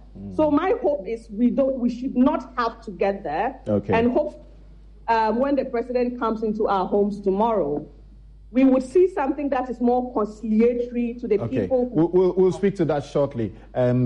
So before we take our break, before you say what you want to say, there's a question that says that there were conflict of interest issues that were raised by the majority rebel group, quote unquote, just as the CSOs and other citizens have been doing long ago. How do you, the majority whip, reconcile those conflict of interest issues raised with agreeing for Ken Ofori-Atta to stay for 3 more weeks or even more? Does it not matter anymore to you that you need to act, now, and that you don't have to give him any of the time that you are giving him? Samson, I think we have passed that stage now. But where we are, just listening to the submission from my co-panelists, I understand the fact that people are now talking about the majority group, whether what we did was just a scam or what we did, we were just playing to the politics of it.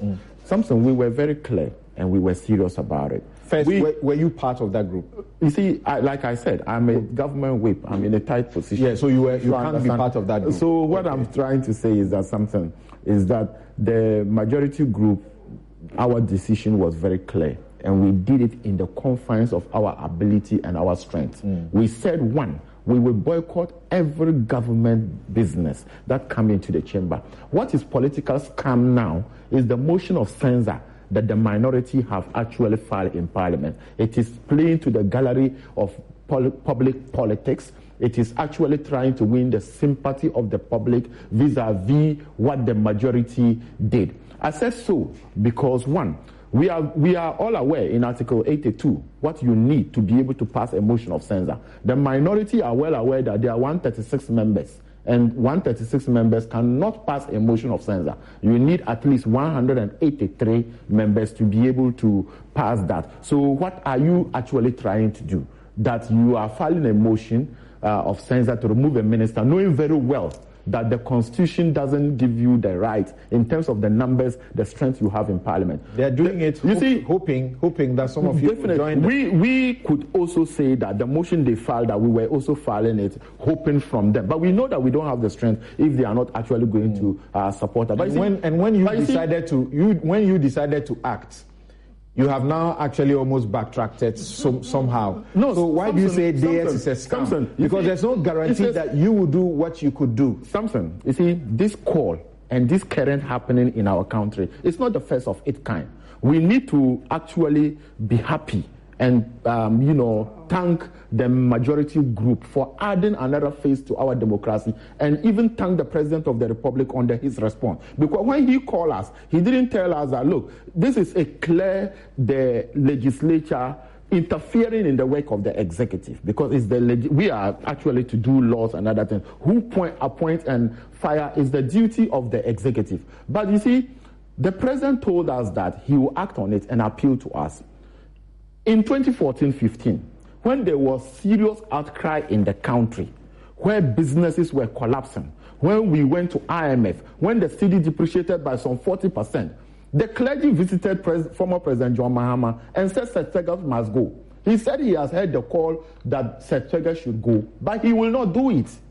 He said it to our face that he will not do it. For the President to even appeal to us and say that, okay, do this within the time frame, we need to recommend him for that. And you see, my sister was talking about President Mahama call, and you also made it that the military should stay in the barracks. That is a very dangerous call to be made by a former president. I said so with all. We're talking about the president himself. No, I'm talking about the John Mahama. No. How about the president is the commander-in-chief. So if I am a commander-in-chief, it's more or less giving you an instruction. And if you are not a commander-in-chief and you are also saying something, you are triggering something else. You see, the point is that, the president made a statement, and President Mahama is supporting him. You say that's wrong. And I'm saying that the president said so, and he's the commander-in-chief of the Ghana Armed Forces. It's just like the manager of Joy FM telling you that stay in your room, don't come. And a nearby person passing by also telling you to stay in your room. It's a different call. I said so because, you see, you are triggering and even planting other thinking into people's mind. That stay in the barracks in the time that we are doing, don't do this. What you are saying, you are planting the notion of coup in them. But if I am your commander and I'm telling you to stay indoors, it is a different thing. So we need to actually appreciate what the majority caucus have been able to do. We recommend the work that the president said, I want to encourage you to continue the good work that you are doing for our country. I encourage you to stand firm in your loyalty to the Republic, your loyalty to the Constitution of our nation, so that the orderly, peaceful development of our country, which is the only way that can guarantee the future prosperity we are all working for, can come about, so that these generations of Ghanaians will leave us our legacy, that even when things were difficult in Ghana, we all held together under our republican institutions and our constitution to find a way to a better future for our nation. I am confident that we can do it, and I am counting on you to help me do it. This is what the president was saying. What the commander-in-chief said. When he told them that he wants them to be loyal to the Constitution. Then Mahama also says, I support what the president said. I think keep faith with the Constitution. I have explained this. It's two different people calling. A commander-in-chief of the Ghana Armed Forces speaking to his officers, and a former president also speaking to his officers. And I've cited an example, like a manager of Joy FM telling the workers to stay in there because he's a manager.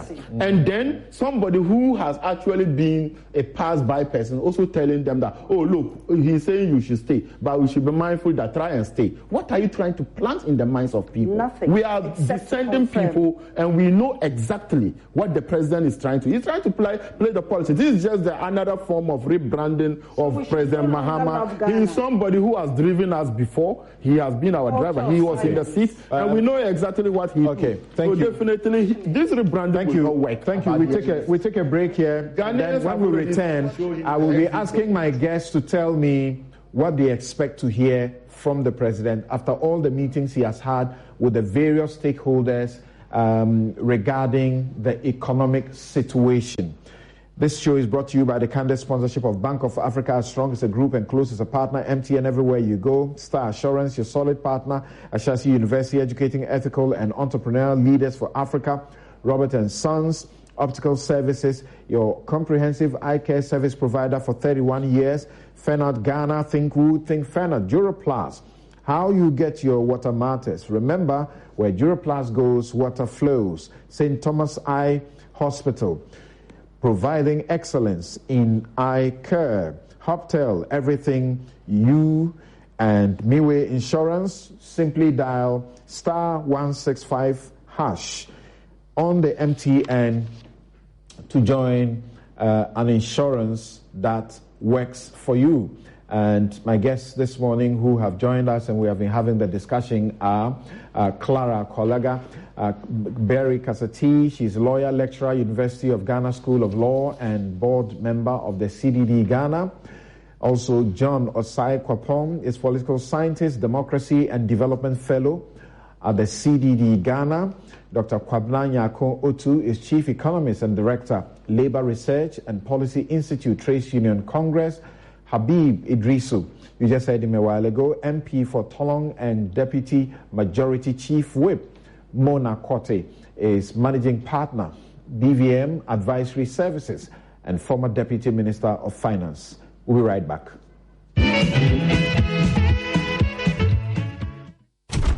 Oh, Charlie, close the window small. Your room be too bright, oh. Why, you be vampire where you know they like sunlight? Oh, my guy, my eyes. Behind the PC problem. Oh. In the sun problem. Common light bulb stuff. This no matter. I beg go Robert & Sons.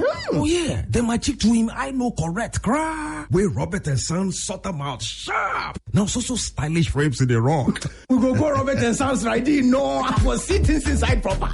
For over 25 years, Robert & Sons continues to provide specialist eye care for both adults and children. Locate us at Adabraka, Adenta, Kumasi, Usudankwa, Tema, Weja, and East Legon. Call 050-151-9111. Robert & Sons, seeing is believing. The FBO features an elegant lobby, business center, and a catering area to make your flight experience a memorable one. We have a very spacious terminal which houses 3 modern private jets and a helicopter for your tours, intercity transport, air ambulance services, cash carriage, and a bullion movement. Wherever you need to travel, Magdan Aviation has got you. Safety is a hallmark at Magdan. From our dedicated customer service team to the flight staff, every employee puts the safety and security of our clients first. We are here to make conducting business across the world easy and convenient.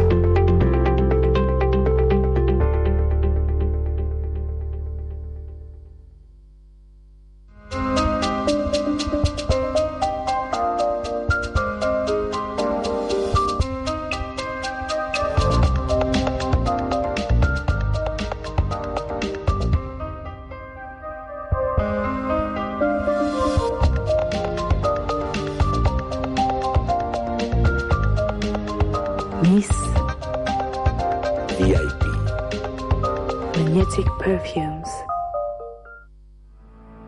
For decades, we have helped businesses connect with their trade partners all over the globe.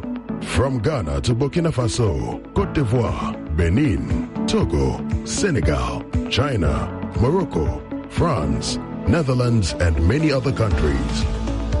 We have made it possible to bring Ghana to the world. We have brought small and medium businesses closer to their customers across the regions in Ghana with our SME support facilities. We have brought relief and smiles to the faces of families with our employee personal loans. With our cutting-edge technology and digital support, we take the burden of complex thinking off you, making life simple. That is who we are, as close as a partner. Bank of Africa. We are indeed the African bank with the global reach.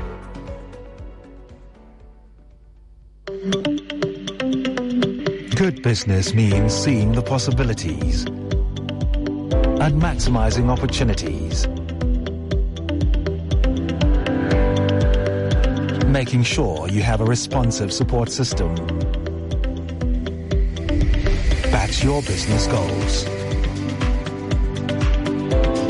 A partner that gives you a stable platform with reliable connectivity and seamless solutions, and better understands the tools required to take you to the next level. With so many moving parts in running a business, we do our best to provide you with some stability. The only kind of stability you can find with MTN Business Broadband, the fastest and most reliable internet provider in Ghana, making sure you stay ahead and stay connected, because we understand what makes your business tick. Sign up today on broadband.mtn.com.gh or call or WhatsApp 0244 308 111. MTN. He dribbles to the right. He's got an opportunity on the edge of the penalty box. He's gone past the defense. This must surely be it. Goal! It's a goal!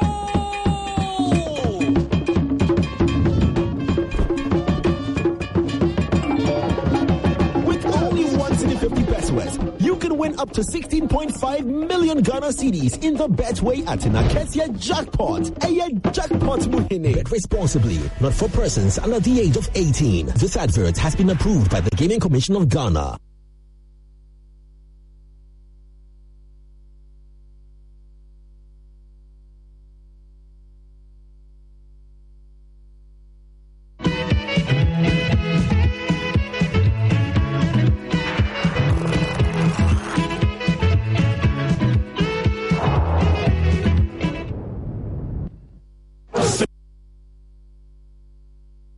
Welcome back. This is Newsfile. It's your most authoritative news analysis platform, and here on Newsfile, we put Ghana first. Ken asked a question. He says, please ask Habib whether he would have accepted Mohammed's message if it had come from a religious leader which sought to support Akufo-Addo.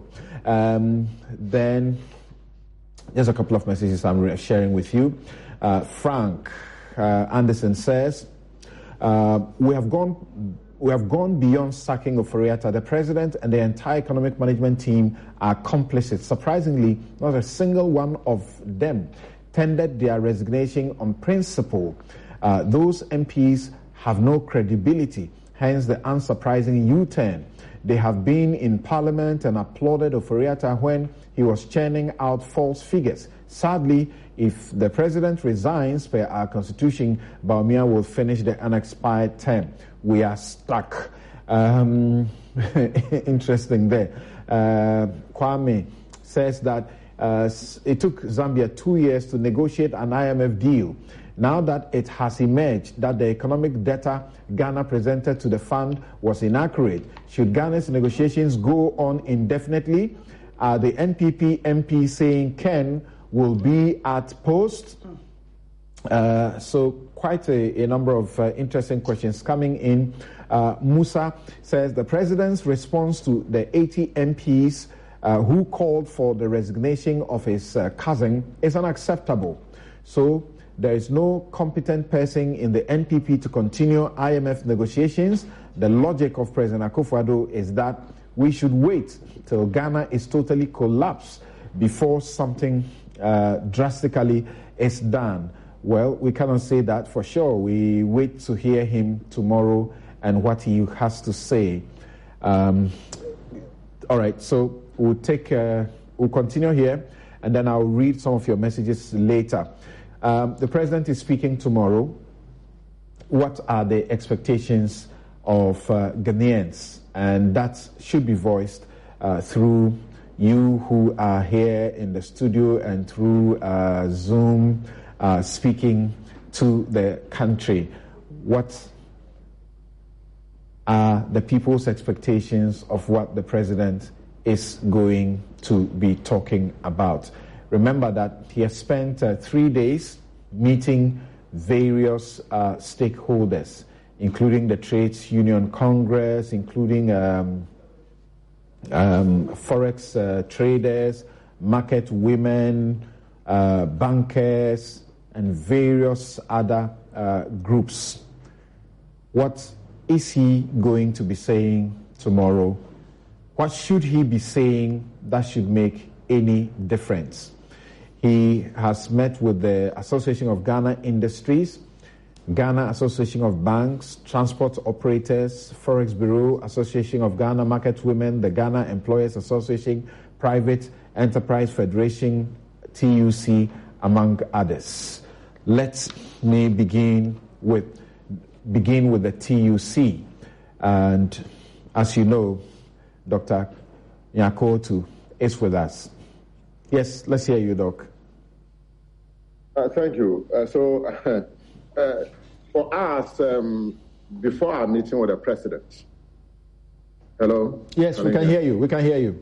Before our meeting with the president, I think on Tuesday, we had the opportunity, we sponsored a meeting between the leadership of the TUC, the Employers Association, AGI, Chamber of Commerce, and a host of other employers and industry players. And the topic was the economy and the way it's been unfolding. So we had a good platform to share perspectives and to also put forward what we think the president ought to be doing, the government ought to be doing at this point. I mean, it is clear to us that the situation is critical. And to give you how critical it is, if you read the Bank of Ghana report, and I've seen some of the graphs you have done, the Bank of Ghana says that we have a net international reserve of about 6.6 billion, enough to cover 2.9 months of import. But the net reserve, which is unencumbered funds, minus petroleum funds, these are funds that are readily available, is just about 2.9 billion, which is barely enough to cover 1 month import cover. So the situation is critical, and that is what is putting pressure on the city. And the Bank of Ghana report also indicates, for example, that the massive deficit of about 41 billion Ghana cedis, because we are shut out of the international market, we are not able to borrow externally, so we are borrowing internally. Borrowing internally means exactly that the Bank of Ghana is picking up a lot of the tab and monetizing the debt, the deficit, which also actually means that we are printing money, and that feeds into rising inflation and devaluing the currency. So the situation is critical. And we don't know exactly what will happen in the next few days. So government, and in this case the president, must on Sunday provide adequate information to the Ghanaian public. That will quell the speculation, which is partly also to blame for. Of course, the underlying fundamentals are not good. The speculation then feeds on those underlying bad fundamentals. And then we are seeing all this devaluation of the city with rising inflation and its impact on the young people, the working people of this country. So some clarity in terms of what is actually going on will be important for us going forward. But it is clear that going forward, more sacrifices will have to be made by the population if you are to save this economy from collapsing. But that sacrifice, in our view, ought to come or ought to begin with government. So we expect the president to announce very drastic measures that actually begins with the government led by Nana Akufo-Addo. And to be straightforward, we think that we need a radical downsizing of government. We need to restructure the ministerial portfolio.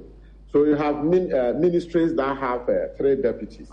You need to cut it to 1, to be specific. You have state-owned agencies that are actually ramping up salaries and allowances and perks and everything, but they're also running huge losses that have to be picked up by the state.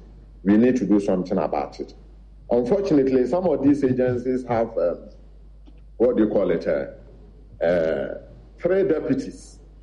Why should that be the case? We should cut it to 1.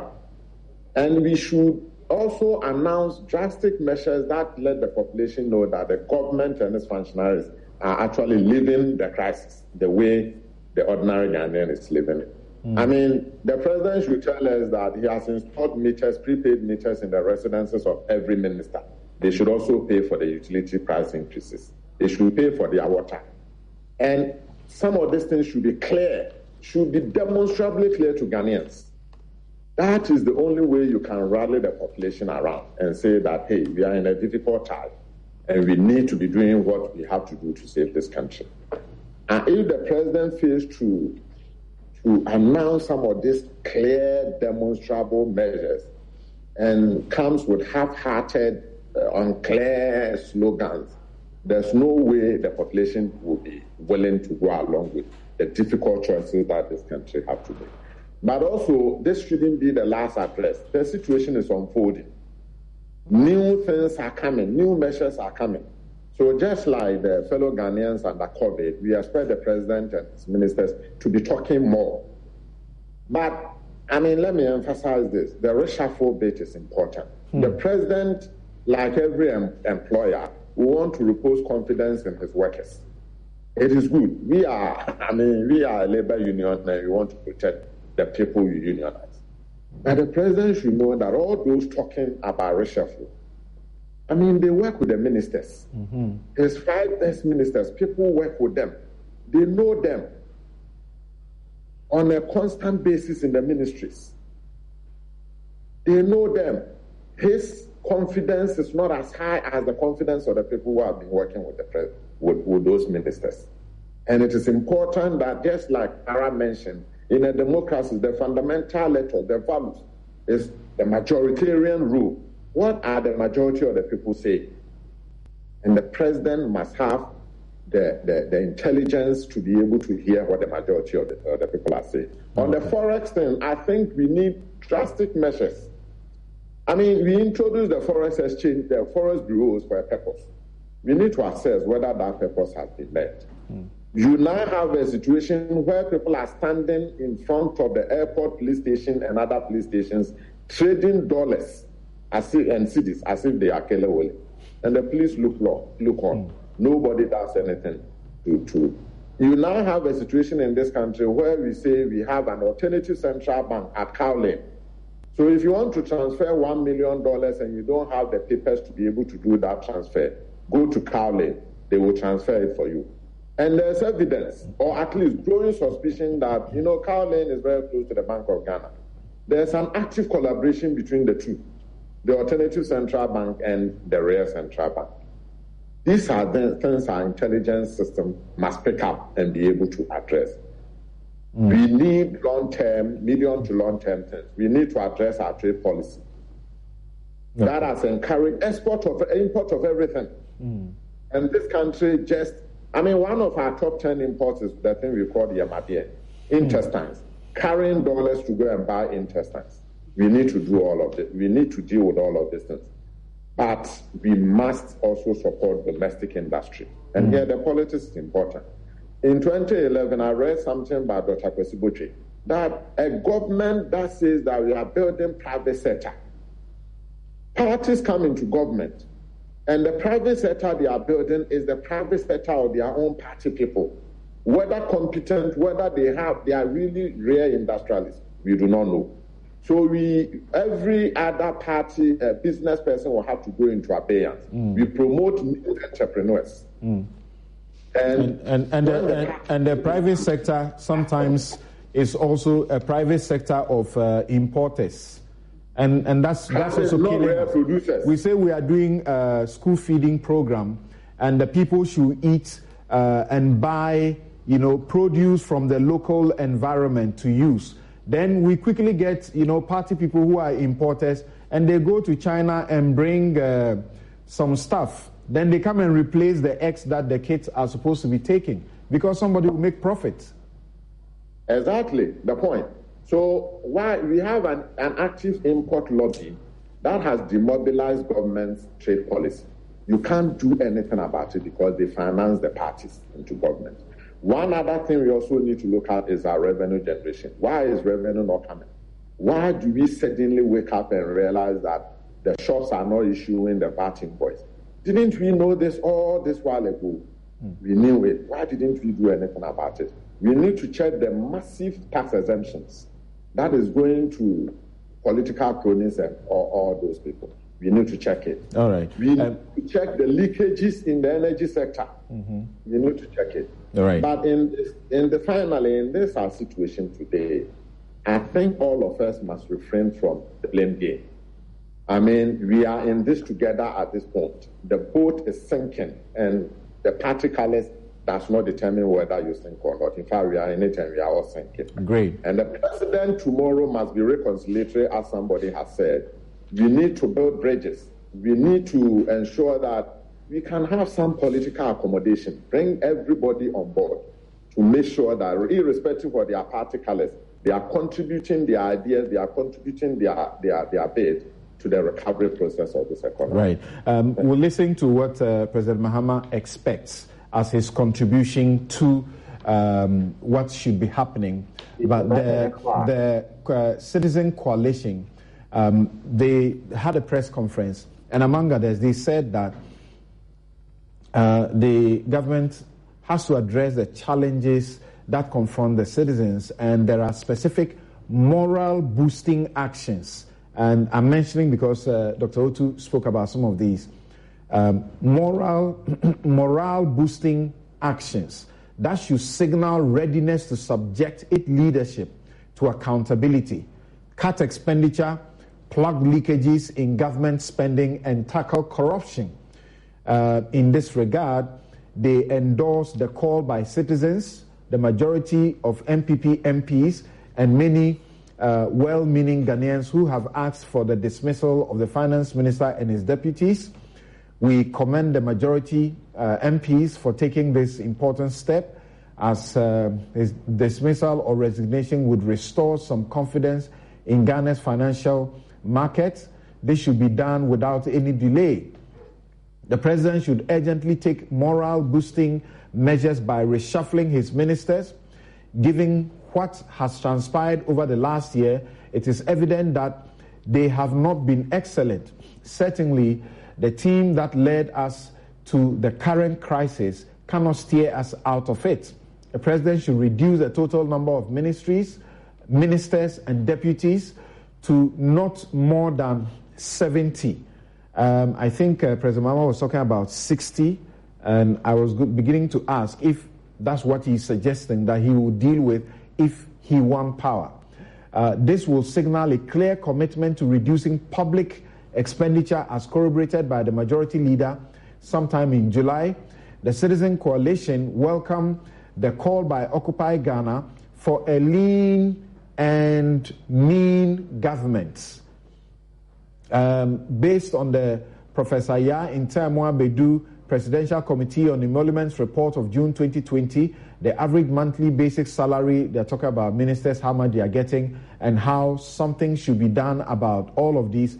And what should be done, they say, should be urgently. And what did Occupy Ghana call for? It says, government must own the problem, government must adopt a warlike posture, and 3, government must bring people around the table for solutions. Let's listen to former President Mahama, and then we begin to hear our guests as well. I re-echo demands by Ghanaians that the finance minister and the chair of the economic management team, who have been primarily responsible for this economic catastrophe, should be relieved of their positions to breed confidence among stakeholders and offer the economy a new lease of life.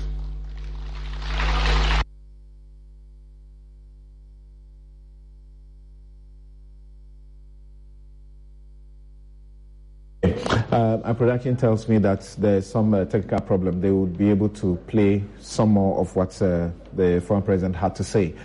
So let me begin with Dr. Osai Kwapong. What are your expectations? Tomorrow's address. Okay, Samson. So let me start by recounting a small story from one of my favorite movies, and it's called The American President. And so in there, a popular president at some point is starting to have difficulties. A poll is taken and there are questions being raised about the president. And so one of his staff members takes it to him and he says to the president, "You have a deeper love of this country than any man that I've ever known. So what does it say to you that over the last couple of weeks, 59% of Americans have been questioning your patriotism.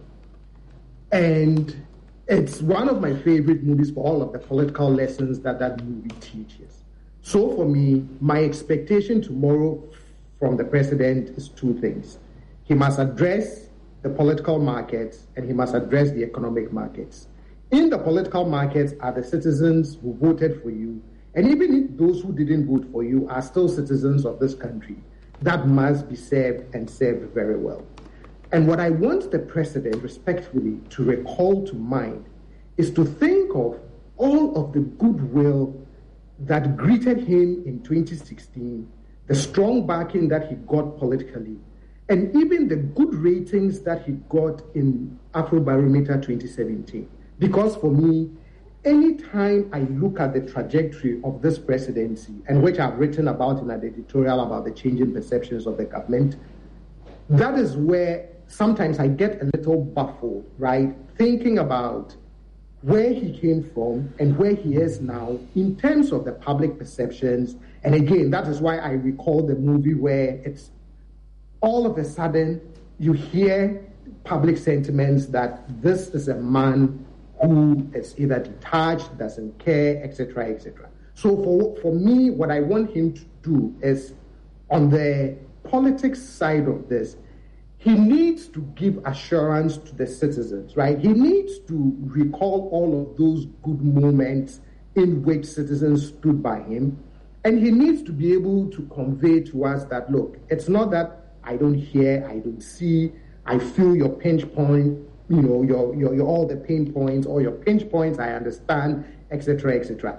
Yes, that doesn't immediately solve all of the circumstances. But I think there's been a bit of a gap, especially between when we announced that we were going to seek an IMF bailout and now.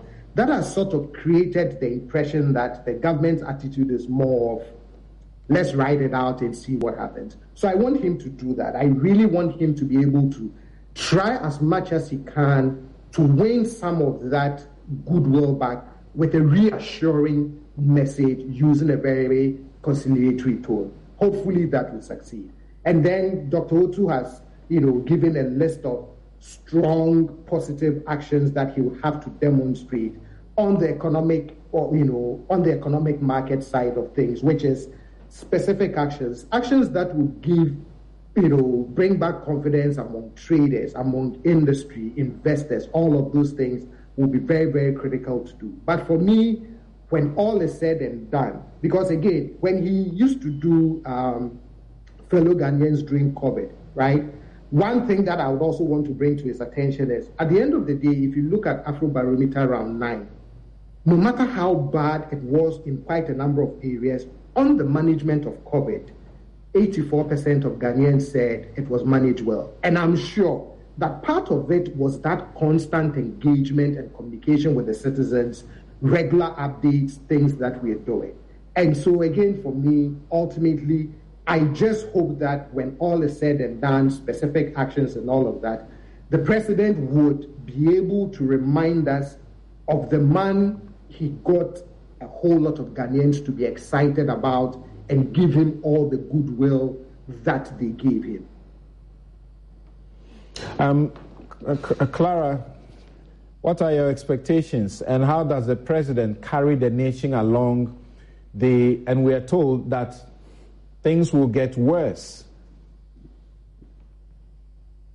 I'm not happy to hear that things will get worse, because things are already difficult, very, very difficult. Now, what I expect to hear from the president is that, of course, he's taking tours. So I expect to see that the people will be at the center of his speech tomorrow. And when I'm talking about the people, I'm talking about what he would have heard and felt and seen from the people, from the many engagements that he has carried out across the nation before tomorrow.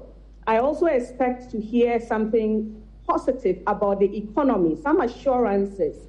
There's been a lot of talk, and people are worried, for example, about, their investments in certain government bonds and whether what is going to happen as well and all of that. I expect the president to say something about the economy, including that, so that it can bring about some assurance. We've said it time and again. The thing that makes banking successful is public confidence. It is trust. People need to have trust that, when their money is here, it is safe. So the recent discussions and talk in the public media about the economic situation vis-a-vis investments is an important area that should not be neglected. We need some assurance from the president as to what our true situation is, what we need going forward, and most importantly, measures that government is taking to ensure that it doesn't get harder for us. I'm sure that when the president went around, he would have, of course, seen and felt the despondency and generally among the populace. He would have seen the struggles of people. I expect his speech to be able to engineer hope. Hope is an important commodity for any human being and in any democracy and country. So I expect to hear something that would engender hope amongst the people. And most importantly, I also expect to see something that will deepen our democracy. I expect that hopefully this will not once again or bring about NDC MPP bickering, but I hope to see that something that will deepen our democracy. I expect the speech to reflect not just slogans, as you said, but to reflect action that deepens the democratic values and sets an example, a good example, a worthy example at that matter for the people.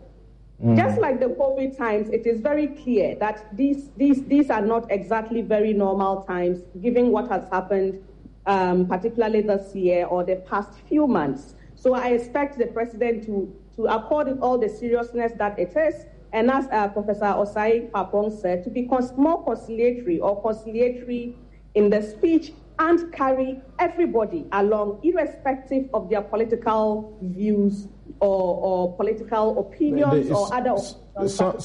Some will ask, where is the optimism coming from you, the guys in the civil society front, particularly coming from a point where you have had the opportunity to sit with this president and you have told him what was going wrong, and he told you to your faces that he has experts in his government just like you, so just shut up, let him do his work. At the times when you were saying, this thing, cathedral, stop it and all, he kept telling you, we'll do it, so what? Where is the optimism coming from that he will be any different from the reactions you have gotten from him over the many months when it was obvious that this country was going downhill? I want to hope that when he did his tours, when he went around speaking to the people, he would go and reflect on what the people would have told him. And I am positive that the people would have carried a lot of the sentiments that I'm expressing today. So my hope comes from the people, that he would reflect on what the people have told him, and then we look to see what happens tomorrow. And I sincerely hope that he comes and reflects a lot of the values, examples that we need to move our democracy forward. During this tour, he touted a lot of things, spoke about how good his ministers are, and this was the time that you were expecting him to tone down. He was talking about how good his ministers are and said a whole host of things. He was getting booed around the place, and then he literally cursed people for feedback that he was receiving, and he said God will punish them one by one. And they asked him about, election issues. He said, well, nobody forces you to vote, and so on. So again, that's the question. Where does the confidence come that you're going to get a different, demonstration? I can't say, of course, I have no idea what the president is coming to say or demonstrate, but it's more like a plea to the president. So I'm making a plea to the president rather than an expectation of what the president is going to do, because I have absolutely no idea what the president is coming to do tomorrow. these pleas have been made, for example, for the sack of his minister. The pleas have been made, we remember Professor Godfrey Bokpeng, Dr. Theo Champon, Martin Pebu, various people. For months now, these pleas have been made. He hasn't listened. I hope I'm making the plea one more time.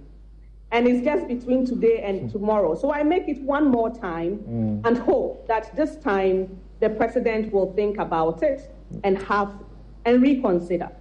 Okay, thank you. Now, let's hear from Mona. We'll have Habib, have the last opportunity, to also address some of the issues that some of you have raised. We're in this mess because an untouchable finance minister, relying on his data bank workers and neglecting the advice of seasoned experts at the finance ministry, has been left to run this economy into the ground. We're in this mess because the so-called solid economic management team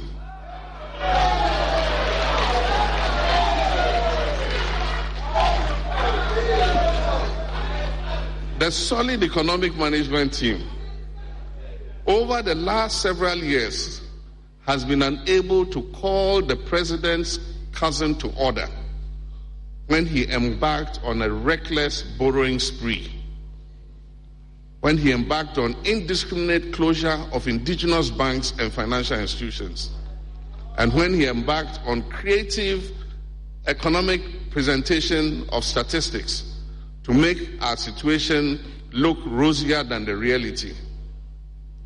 We're in this mess because we have a president who fails to take responsibility and has instead left the nation on autopilot.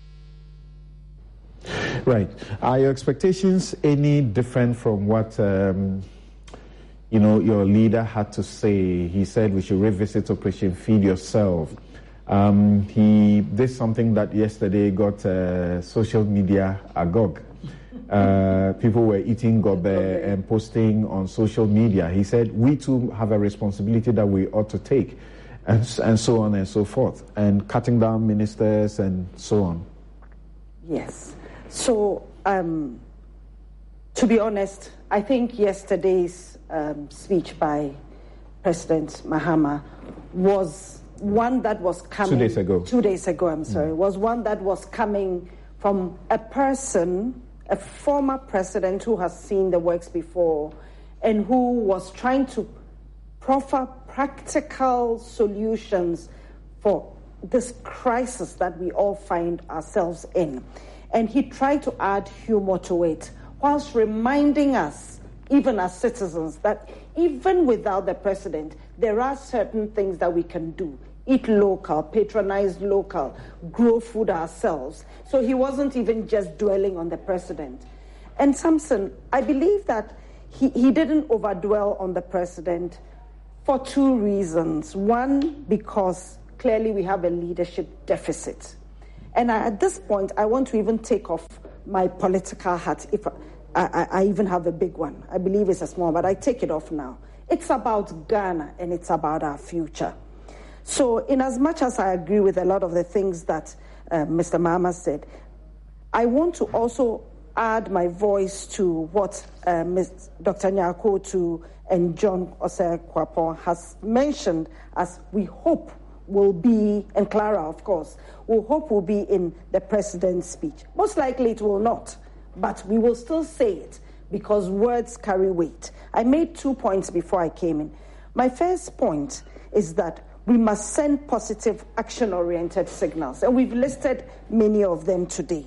But I want to add that over and above the cutting of ostentatious expenditure items, please, for the sake of Ghana, let's do the right thing. Let's utilize our gift-miss system for purposes of checks and balances. Ghanaians may ask, what is that system? It is our accounting system within our public financial system. To date, only 30% of government expenditure or public expenditure goes through that system. That is a failure on the part of our economic management team, which is overlooked by, or which is looked over by the president himself. That in itself is bad, which means that we don't know what happens to the other 70% expenditure. So please, let's go back to the give me system so that we can account properly. And this is why the IMF found the team out that they were not credible. Again, we must calm the foreign exchange market down. The depreciation of the cedi affects all of us, and we must look at this carefully because it has subsequent impacts for the inflation rate because of the cost of imports and where we are today. It didn't start today. We didn't start importing food during this regime. It's been for a while now. We need to seriously look at it, and that's why when President Mahama speaks to the issue of value addition, that value chain, taking our agrarian economy and bringing it into industry. That takes time, but it has to start from somewhere. And I know that this government is also in favor of it. So let us let that policy play out properly so that we can earn good export income and also that we will not spend so much foreign exchange. Perhaps the Bank of Ghana and the government at large, you will admit that they've done something so far about the forex market. To be honest, with the Bank of Ghana, I was not going to say anything at all because for me, I am very disappointed with the way they have used the tool, the monetary policy rate, as a tool to relax inflation. They haven't done it properly, they have done it in piecemeal, and they have actually destroyed the efficiency of that tool.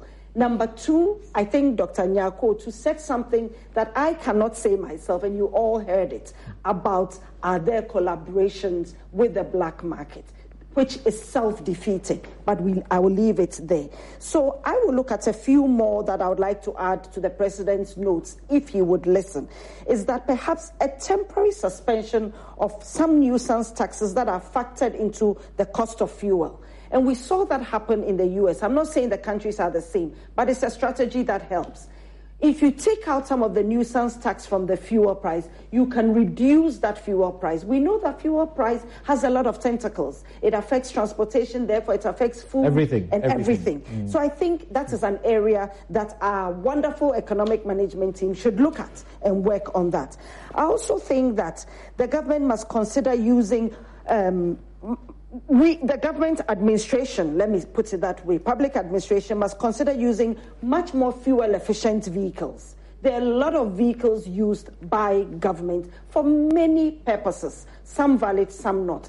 Fueling of government vehicles, please. Let us have government vehicles that are fuel-efficient and do not need to use so much fuel, and so forth. Large engine capacities, old inefficient engines. And also there was a policy that sort of punished people who imported cars which had engine capacity more than 2.5 liters. We should look at that again and make sure that even when someone says, oh, me, I can pay, it's not about you, it's about the nation. No more personal gratification, but the nation. We are in a crisis. So for one, it's our cutting of our expenditure, especially consumption, not capital expenditure. That I support fully.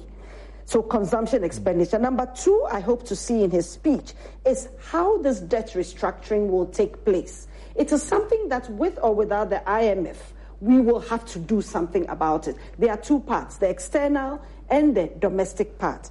I would like to speak to the domestic part because today I'm feeling for the people of Ghana and for myself because I am suffering too. Although this will be necessary to push the elephant out of the fiscal space, we must remember that many well-meaning Ghanaians have saved monies, and this is a good culture. The saving culture is good to create capital, whether for business today, whether for pension, no matter what it's for, savings is good. What is happening today, the vacuum that has been created that people are filling with speculation is making people withdraw their monies. When you hold cash, you will spend it. We are killing the savings culture, and that is not good for the long term, and it's not good for our youth. Both Ghanaians and foreigners have gambled their capital on Ghana because, honestly, Ghana appeared to be the shining star of Africa. The African Center for Trade is situated here. This is the gateway. Ghanaians have always proven to be safe people, calm people. This is where all foreigners and even Ghanaians would like to invest. Please, let's not take that away from this nation. This nation deserves to be the peaceful country where you can invest. Let us have a team that is truthful and transparent and gives us correct accounts. And let us make Ghana great again. Let us make Ghana what it should be. So I will leave it on that note because it's up to the president what he wants to say. But he must remember, it's not about him. Up until now, it's all about him. Right. We are sorry. And talking about the Forex, whether there's some collusion with the black market, it's difficult to think that will be there. Very difficult. When as we speak, there has been such a crack, if you like, on the Forex market, and those who are doing the black market business are being arrested. Those who are also doing Forex business and are not doing right, they are getting shut down. We just heard about the Marina Mall shutdown of a revocation of license for operating. So it does appear that some good work is happening there. On the question of fuel and the energy sector, let's pray. And I keep saying this, let's pray we don't get to the Sri Lanka situation where fuel was rationed for essential service workers, because you can't go anywhere. That's why some people are also suggesting that there could be work from home, policy, so that people can't afford the transportation. Experts like Alex Mould have been saying a few things, that there are many challenges coming in the few weeks. Corresponding banks have slashed their credit lines to Ghana. Oil traders have huge receivables from bulk oil distribution companies. The BDCs, their credit teams are jittery on their exposure, and so are their banks. BDCs can't get hold of Forex to settle their existing liabilities.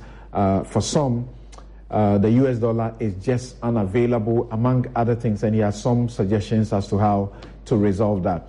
We go for a quick break. We return to hear from the Deputy Majority Whip.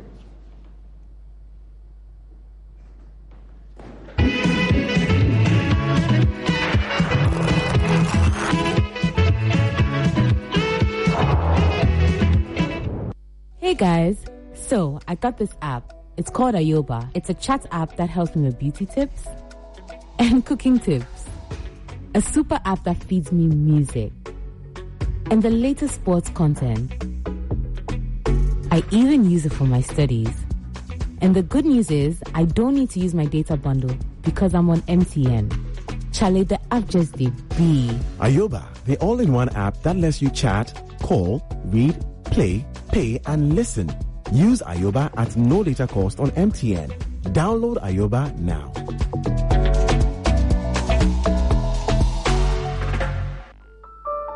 As a young mom, you're not always sure that you're doing it right. Choosing a baby care product for your child can sometimes be difficult. I choose BabyMed Hypoallergenic Skincare products, specially formulated to suit my baby's fragile and sensitive skin. A complete range of products that makes every bath time a moment of tenderness and well-being. BabyMed, baby-specific care products. For decades, we have helped businesses connect with their trade partners all over the globe. From Ghana to Burkina Faso, Côte d'Ivoire, Benin, Togo, Senegal, China, Morocco, France, Netherlands, and many other countries. We have made it possible to bring Ghana to the world. We have brought small and medium businesses closer to their customers across the regions in Ghana with our SME support facilities. We have brought relief and smiles to the faces of families with our employee personal loans. With our cutting-edge technology and digital support, we take the burden of complex thinking off you, making life simple. That is who we are, as close as a partner. Bank of Africa. We are indeed the African bank with the global reach. My name is William Kofi Nti, the CEO of Ad Pharma Limited. We are an organization that is always seeking innovative solutions to make our operations easy. So when our insurance agent recommended Pukua Chat to insure from Star Assurance, we did not hesitate to try it. I can tell you the process was seamless and 100% visual with no human intervention. Simply save number 0242426160 and start your chat with Pukua. Hubtel presents Fresh Anguamo with all the great delights. Fufu in a flash with koto, yemadie, and akrantie. Almighty gobe with koko and eggs. Ish. Crispy fried chicken with rice, pizzas, and whatever else you're looking for or need to pay for. Hubtel presents Ghana's most useful app. Hubtel is everything you. It's here again. A night to celebrate. A night to wine, dine, recognize, and honor the very best in marketing. The 33rd CIMG Annual National Marketing Performance Awards is scheduled to happen at the Omanye Hall, Labadi Beach Hotel, on Saturday, the 29th of October. Traditional all-black tie event will be held under the theme Creative Marketing and Innovation in a Volatile Global Economy, under the distinguished patronage of Idirenyen Enan, President of the National Institute of Marketing of Nigeria. The night of total bliss and celebration of marketing excellence will be a hybrid of an in-person and virtual event, as we are still observing all COVID-19 protocols and not letting our guards down. Please note, the date is 29th of October. The venue, Omanye Hall, Labadi Beach Hotel. The time is 7 p.m. For corporate table reservations, call Nana on 0552-746-592 or 0242-307-801.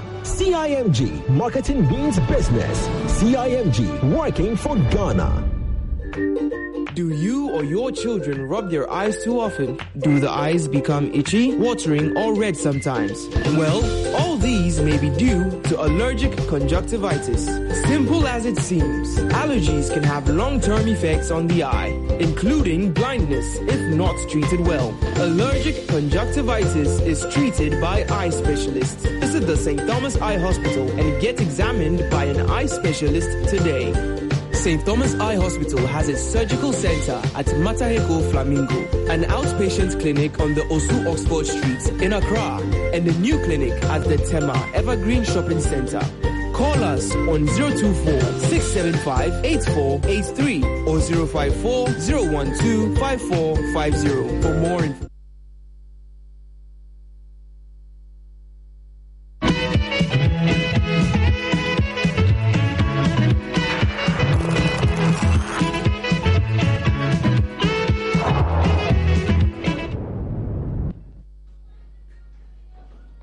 Welcome back. This is Newsfile. It's your most authoritative news analysis platform, and here on Newsfile we put Ghana first. My guest, Clara Kasati, lawyer, lecturer at the University of Ghana School of Law and board member of the CDD Ghana.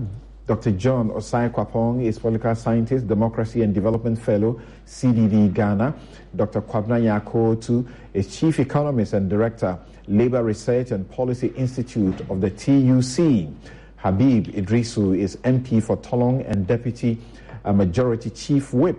Mona Kote is Managing Partner, BVM Advisory Services and former Deputy Minister of Finance. Habib will now speak to us, but before that, let me share these messages. Kofi Boateng says, our situation is beyond satire, but I can't hold myself anytime I listen to the government and its actions. How can you even think of sending false data to the IMF and not be found out? It is very telling of the state of the minds of the minds that are leading the negotiations. Ajay Bekwing says that for some 24 hours, the 80 MPs were seen as Ghana's historic political heroes. After meeting the president, they are becoming more of hypocrites to Ghanaians. They have another chance to prove their genuineness by supporting the minority in their vote of censure.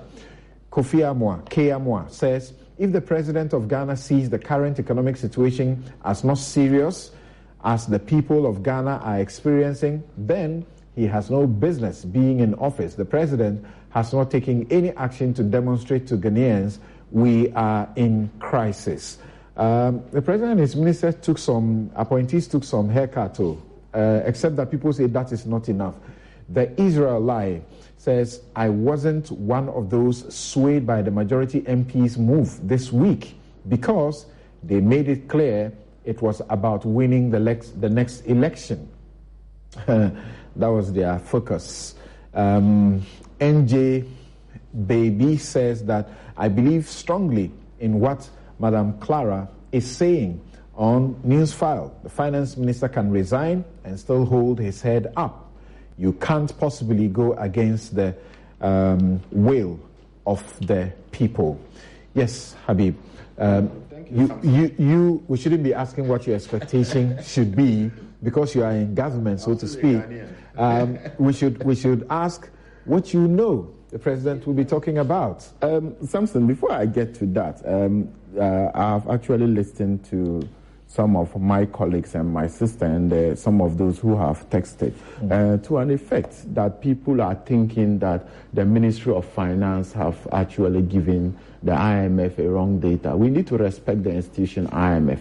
Due diligence is done by them. They are a credible organization. They will not just sit down and say that the government of Ghana is giving them wrong information. They just take information like that. It is never true that government have provided them with wrong information. In fact, the team came. They were even in Parliament. They met the leadership of Parliament. They met the Finance Committee of Parliament. And I think they met the Public Account Committee of Parliament. So it is never true. And it's never the case that the Ministry of Finance or government have given IMF wrong data. You see, the most important thing is that people are marveled and people are surprised the rate at which the negotiation is going in terms of speed. I think Dr. Kobana said that the NDC were able to get their program with IMF within 6 months. The IMF have trust in this government and the president of that matter. So it is something that they have speed up. Kwame doesn't know what he's talking about. So what I'm trying to say is that at the end of the day, the 2023 budget will be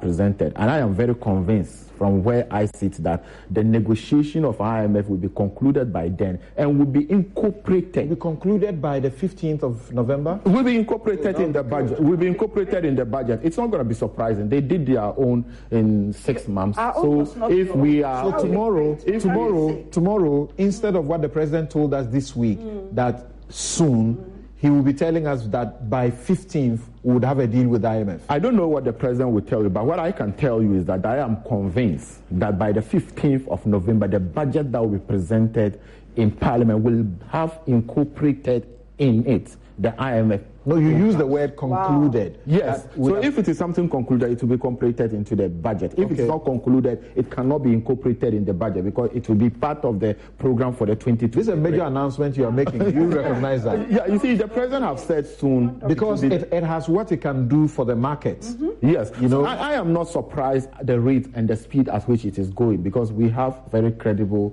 president and credible people at the finance ministry. And people, is this factual? I'm telling you, and we should stop trying to pollute the Ghanaian people's mind that the finance ministry have provided wrong data to them. IMF themselves came on the ground to meet people and be able to understand what is going on. What is actually known is that when Dufour was governor of Bank of Ghana, he provided wrong data to World Bank and Ghana was even fine. The most important thing is that Samson, one of your those who texted asked a question that if it was a religious leader who has done the presentation, who has supported President Akufo-Addo's call on the military. No, not that. I think it was the speech President Mahama gave, former President Mahama gave. If it was a religious leader, whether I would take it serious. No, he said he was specific that if it was a religious leader who supported President Mahama's call to the who supported President Mahama's support, of the call by President Akufo-Addo to the military. Would you have said what you have to say? Samson, then I didn't understand him or I couldn't hear him well. Then I'll be able to proceed to make my presentation. The most important thing tomorrow, I expect that the president will... This is what he said. And this was from Ken. He says, please ask Habib whether he would have accepted Mohammed's message if it had come from a religious leader which sought to support Akufo-Addo. So, message, it was not specific on military. What he supported Akufo-Addo about was military should stay committed to the Constitution. Okay, so Samson, the most important thing I needed to say after listening to President Mahama's presentation, the fact that the finance minister need to go, the fact that government is not listening. Samson, we were all in this country. I haven't forgotten about the dead goat syndrome. I don't know whether you can remember it. John Mahama said, what your expectations are of the president tomorrow. Samson, if you were in a position, if you were the one who come to tell me things and present what former President Mahama did, I would have believed you, because you haven't been vice president for 3 years. You haven't been president for 5 years. That I would believe you.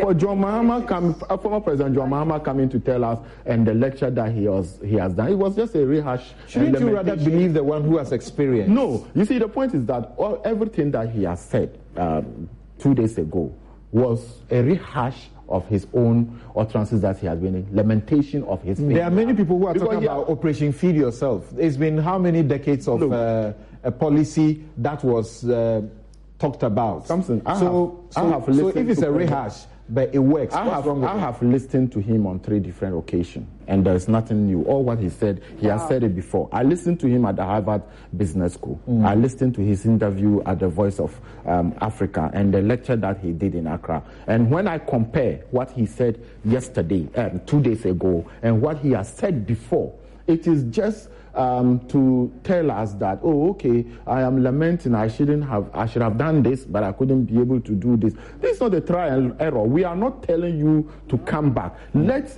the President Akufo-Addo. What you expect of Akufo-Addo tomorrow? What I expect is from to be reacting to this. No. What I expect from President Akufo-Addo tomorrow is to be able to bring us up to speed the negotiation with the IMF, where we are, where we are supposed to go. And I also expect the president to assure us and reassure us that the situation that we are in at the moment, we will be able to actually come out of that. He will lead us successfully to be able to come out of that. And I also expect him to assure Ghanaians and bring hope and let us know that this situation, we are in it. He should take full responsibility, even though he has done that. But addressing the whole nation, he should be able to do that. Then we'll be able to understand everything that is going. People have made a call that we should sacrifice. And the finance minister sometimes talk about burden sharing. The president, even though we're first term, had about 125 ministers or so. Now it has been reduced to about 81. People still think that a lot needs to be done. Former President Mahama was saying that we have a lot of staffers at the presidency, and for that matter, we should cut. As a former president, he should actually set the ball rolling. He still have staffers working for him, paid by the government. No, we are talking about. So for that, no, he should have.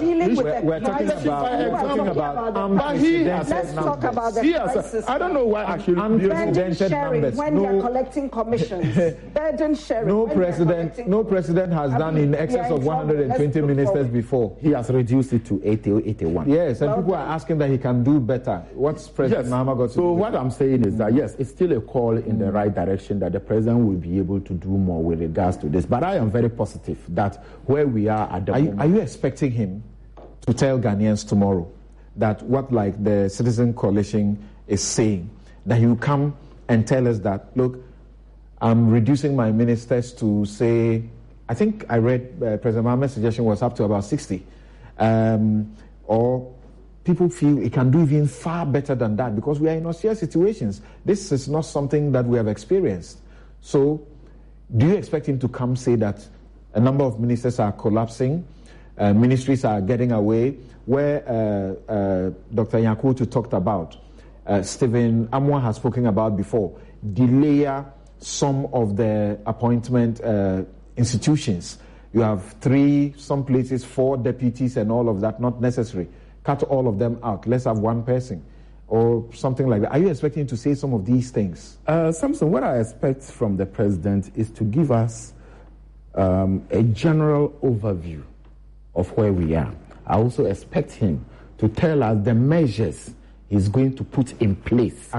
actions to be able to get out of why we are. I don't want to limit it to the fact that, okay, he's cutting down ministers. If that doesn't solve the problem, why did he has to do it? But if there are other ways and other sectors that he can be able to see that, okay, let's cut off things. Yes, I do appreciate the fact that the budget of various ministries was cut down by 30%, but yet we are still in it.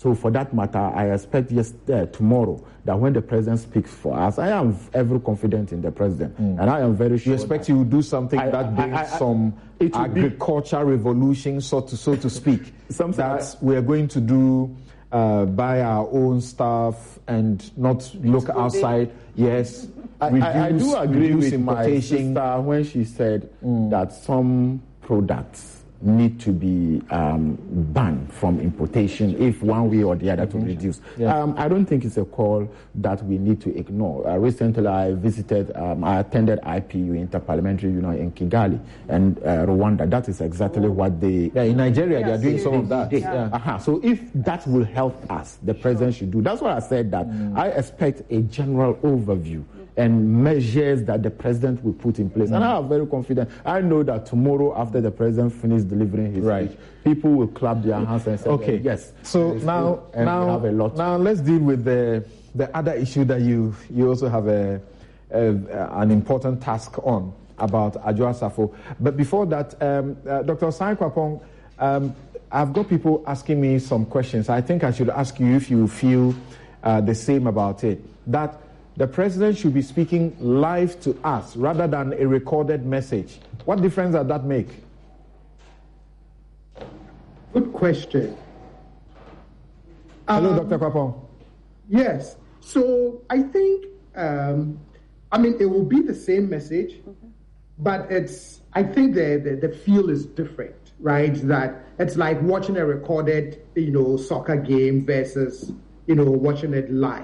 Right, that you get a very different disposition towards it, and I think that's what some of that question is coming from, which is show up live, speak to us directly, straight, because then a recorded means maybe you've gone through drafts, massage, etc. But there's just something about a live message that gives you a different connection than so probably I think that's why it is, and I agree with that. Okay, thank you very much. So, on the Adwoa Safo matter, let's quickly go to Parliament and hear the Speaker briefly, and Afenyo Marking as well as the minority on the question of the Adwoa Safo being relieved or her seat being declared vacant. Let's do that quickly and come to the studio. Representation is so crucial that it cannot be left to the subjective view of any person or group of people, but the whole House. Okay.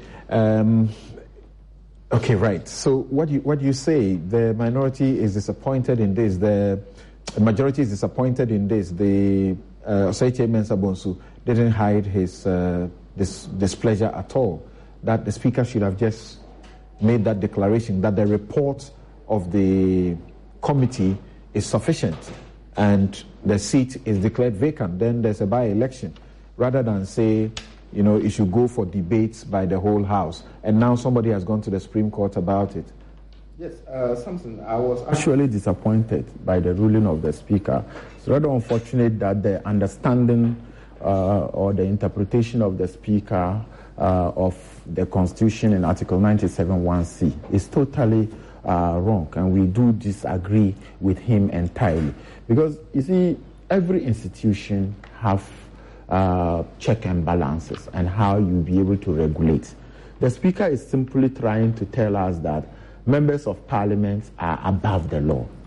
And for that matter, anything that happens, members of Parliament should come back to Parliament to be able to take the decision. If you look at exactly what happened, he was the same person who referred the matter to the Committee on Privileges. And even in that, Honorable Muntaka, the minority chief whip, challenged him and said that he is not a member of parliament and he cannot refer the matter to the Committee on Privileges and it should be done by a member. He was able to fortify himself by Order 27 of our standing orders and said he has the right as the Speaker to do, and with your kind permission, I think he was within. Order 27, rather, of our standing orders say that, notwithstanding anything contained in this order, Mr. Speaker may refer any question of privilege to the Committee of Privilege for examination, investigation, and report. So that he was within. But at the end of the day, the committee did a thorough work. It's a committee of parliament, and at the end of the day, they made a finding. They said that Honorable Kennedy Ajapong have been able to give a reasonable explanation. And Honorable Henry Kote was also able to give a reasonable explanation. Honorable Sarah Safo didn't even appear before the committee. There was a letter to him, there was a WhatsApp message, there were calls, there was advertisement on the newspaper, there was advertisement on Facebook and other things. Yet we couldn't even get him to that. So the committee came to a conclusion that by the operation of the law, if you have absent yourself 15 consecutive days for a sitting, by the operation of the law, the seat is already vacant. So on that day that we were adjourning, the issue was that it was on the order paper. And then the majority leader said, no, this thing is not supposed to be on the order paper. It was just supposed to be reporting to the Speaker, and the Speaker then announcing that the Domi Kobenya seat is vacant. And then the clerk to Parliament write to Electoral Commission to do a by-election. But rather, the Speaker is telling us that, okay, he thinks that the report should be debated, laid before Parliament, and debated for us to be done. You see, Samson, in every democracy, things happen for a reason.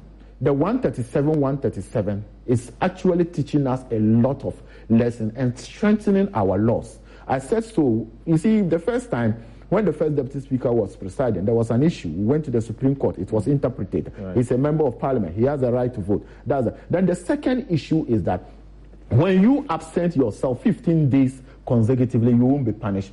Let me just cite an example. If it was the 7th Parliament, MPP had 169 members of Parliament, NDC had 106. So if 20 of MPP members didn't come to Parliament, even for 1 year, and you send them to the Privileges Committee, and then the report is brought to Parliament, and you said the privileges should take a decision, we are 169. And you are 107. You can't win any vote against us. For that matter, you can decide not to come to Parliament for 2 years, be paid as a member of Parliament, enjoy all the privileges that come to a member of Parliament. Safo has been out of the country for over a year, has not been in this Parliament for almost all the time.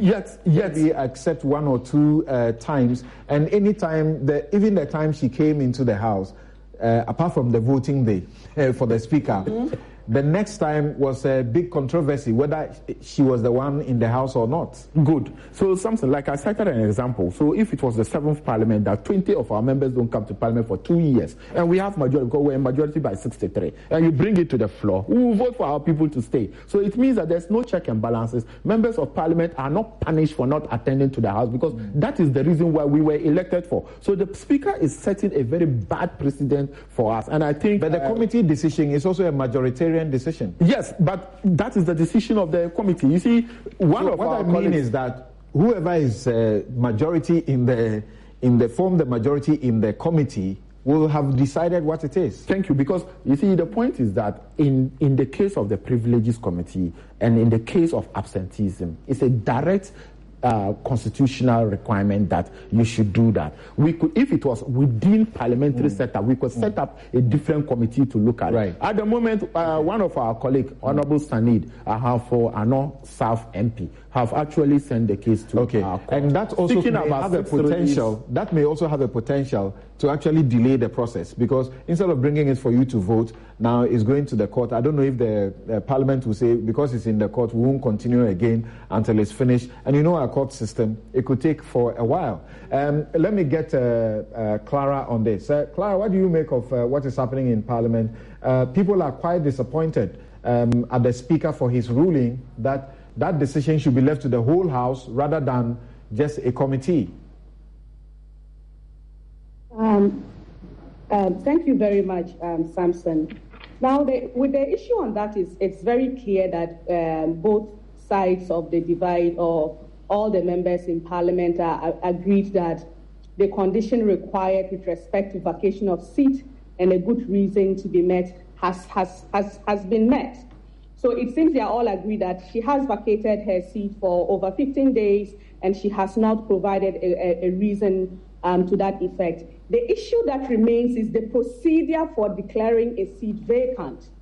And it's quite a contentious issue because there is quite some jurisprudence on that procedure. There is jurisprudence to the effect that such a decision should not be left only to Parliament because of the potential mischief that could serve, that could achieve at some point. If you look at our Constitution, if you look at Article 97, for example, you can see that the High Court, for example, has jurisdiction to determine whether a seat is vacant or not. There is also the issue of the Asari and Attorney General when that particular issue went to court as to whether or not it is the court that should declare the seat vacant or that should be reserved onto Parliament.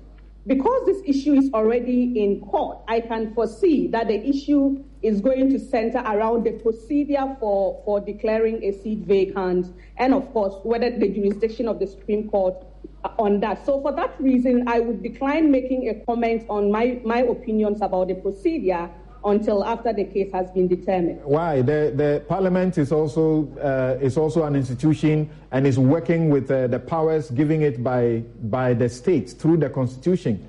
So why should the court take precedence over what Parliament is doing? Well, if the Constitution actually also provided for the court that such a situation could be brought to court. So the court has been granted jurisdiction to determine whether or not. I mean, why the deference to the court when Parliament is seized with the issue and is good? So will Parliament stop the debates because somebody has gone to court? That is on to Parliament to determine. But as a practicing lawyer, as a matter of education, I would provide education. But on this particular issue, the bottom line comes to the procedure for declaring a seat vacant in Parliament. And I am informed the issue is already before the court. That is why Well, we seem to have run out of time, but Dr. Kwapong, can you say something in a minute about this? Are you as disappointed as many Ghanaians? So I agree with Clara that 97.1 is clear, 1125 is clear. I even quickly read the standing orders of Parliament to see how reports of committees are dealt with, and I seem to get from 2123 of the standing orders that it appears that a report of a committee of Parliament has to come to the full House for debate. So I'm not a big fan of running to the court every time to try and solve some of these administrative procedural issues. But then I think on this, some clarity from the court in terms of how does the declaration of the vacancy actually occurs in terms of who does it and how, I think would be very helpful. Okay, I can do some 30 seconds with Dr. Kwabena Nyarko Otu. Are you as disappointed as many Ghanaians are that Parliament should have just said your seat is vacant? Imagine a civil servant who has been absent for over a year, is not working and yet has to draw salary. What signals are we sending to the people? I mean, it's a question of having two different systems for the same people. So the question I will ask the Parliament is, if it were to be one of the parliamentary service staff who has vacated post for 1 year, would they go through all these debates? I mean, these are part of the democratic effort, the signals we send, which eventually comes to hunters. Okay. I'm sorry, but we have run out of time. My outfit, as always, is by Habil's Couture.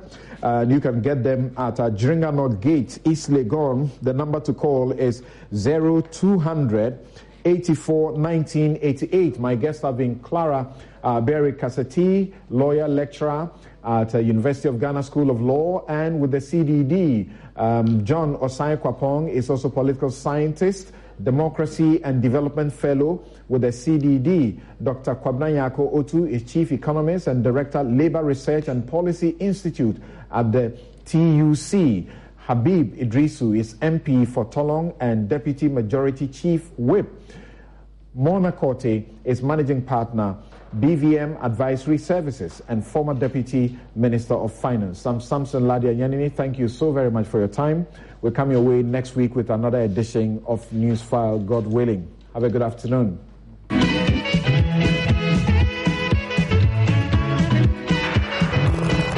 MTN. Everywhere you go. Bank of Africa, as strong as a group, as close as a partner. Where Duraplas goes, water flows. Star Assurance, your solid partner. Ghana's most useful app. Hubtel is everything you. Visit the St. Thomas Eye Hospital and get advice on which treatment works best for you. Fernart Ghana. Think wood. Think Fernart.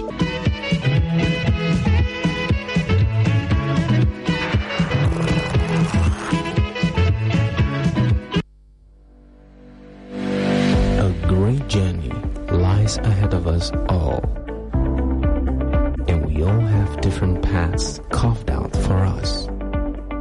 No matter who you are and the path you're on, make sure you choose a partner you can trust, a partner with integrity who will always give you the support you need when you need it.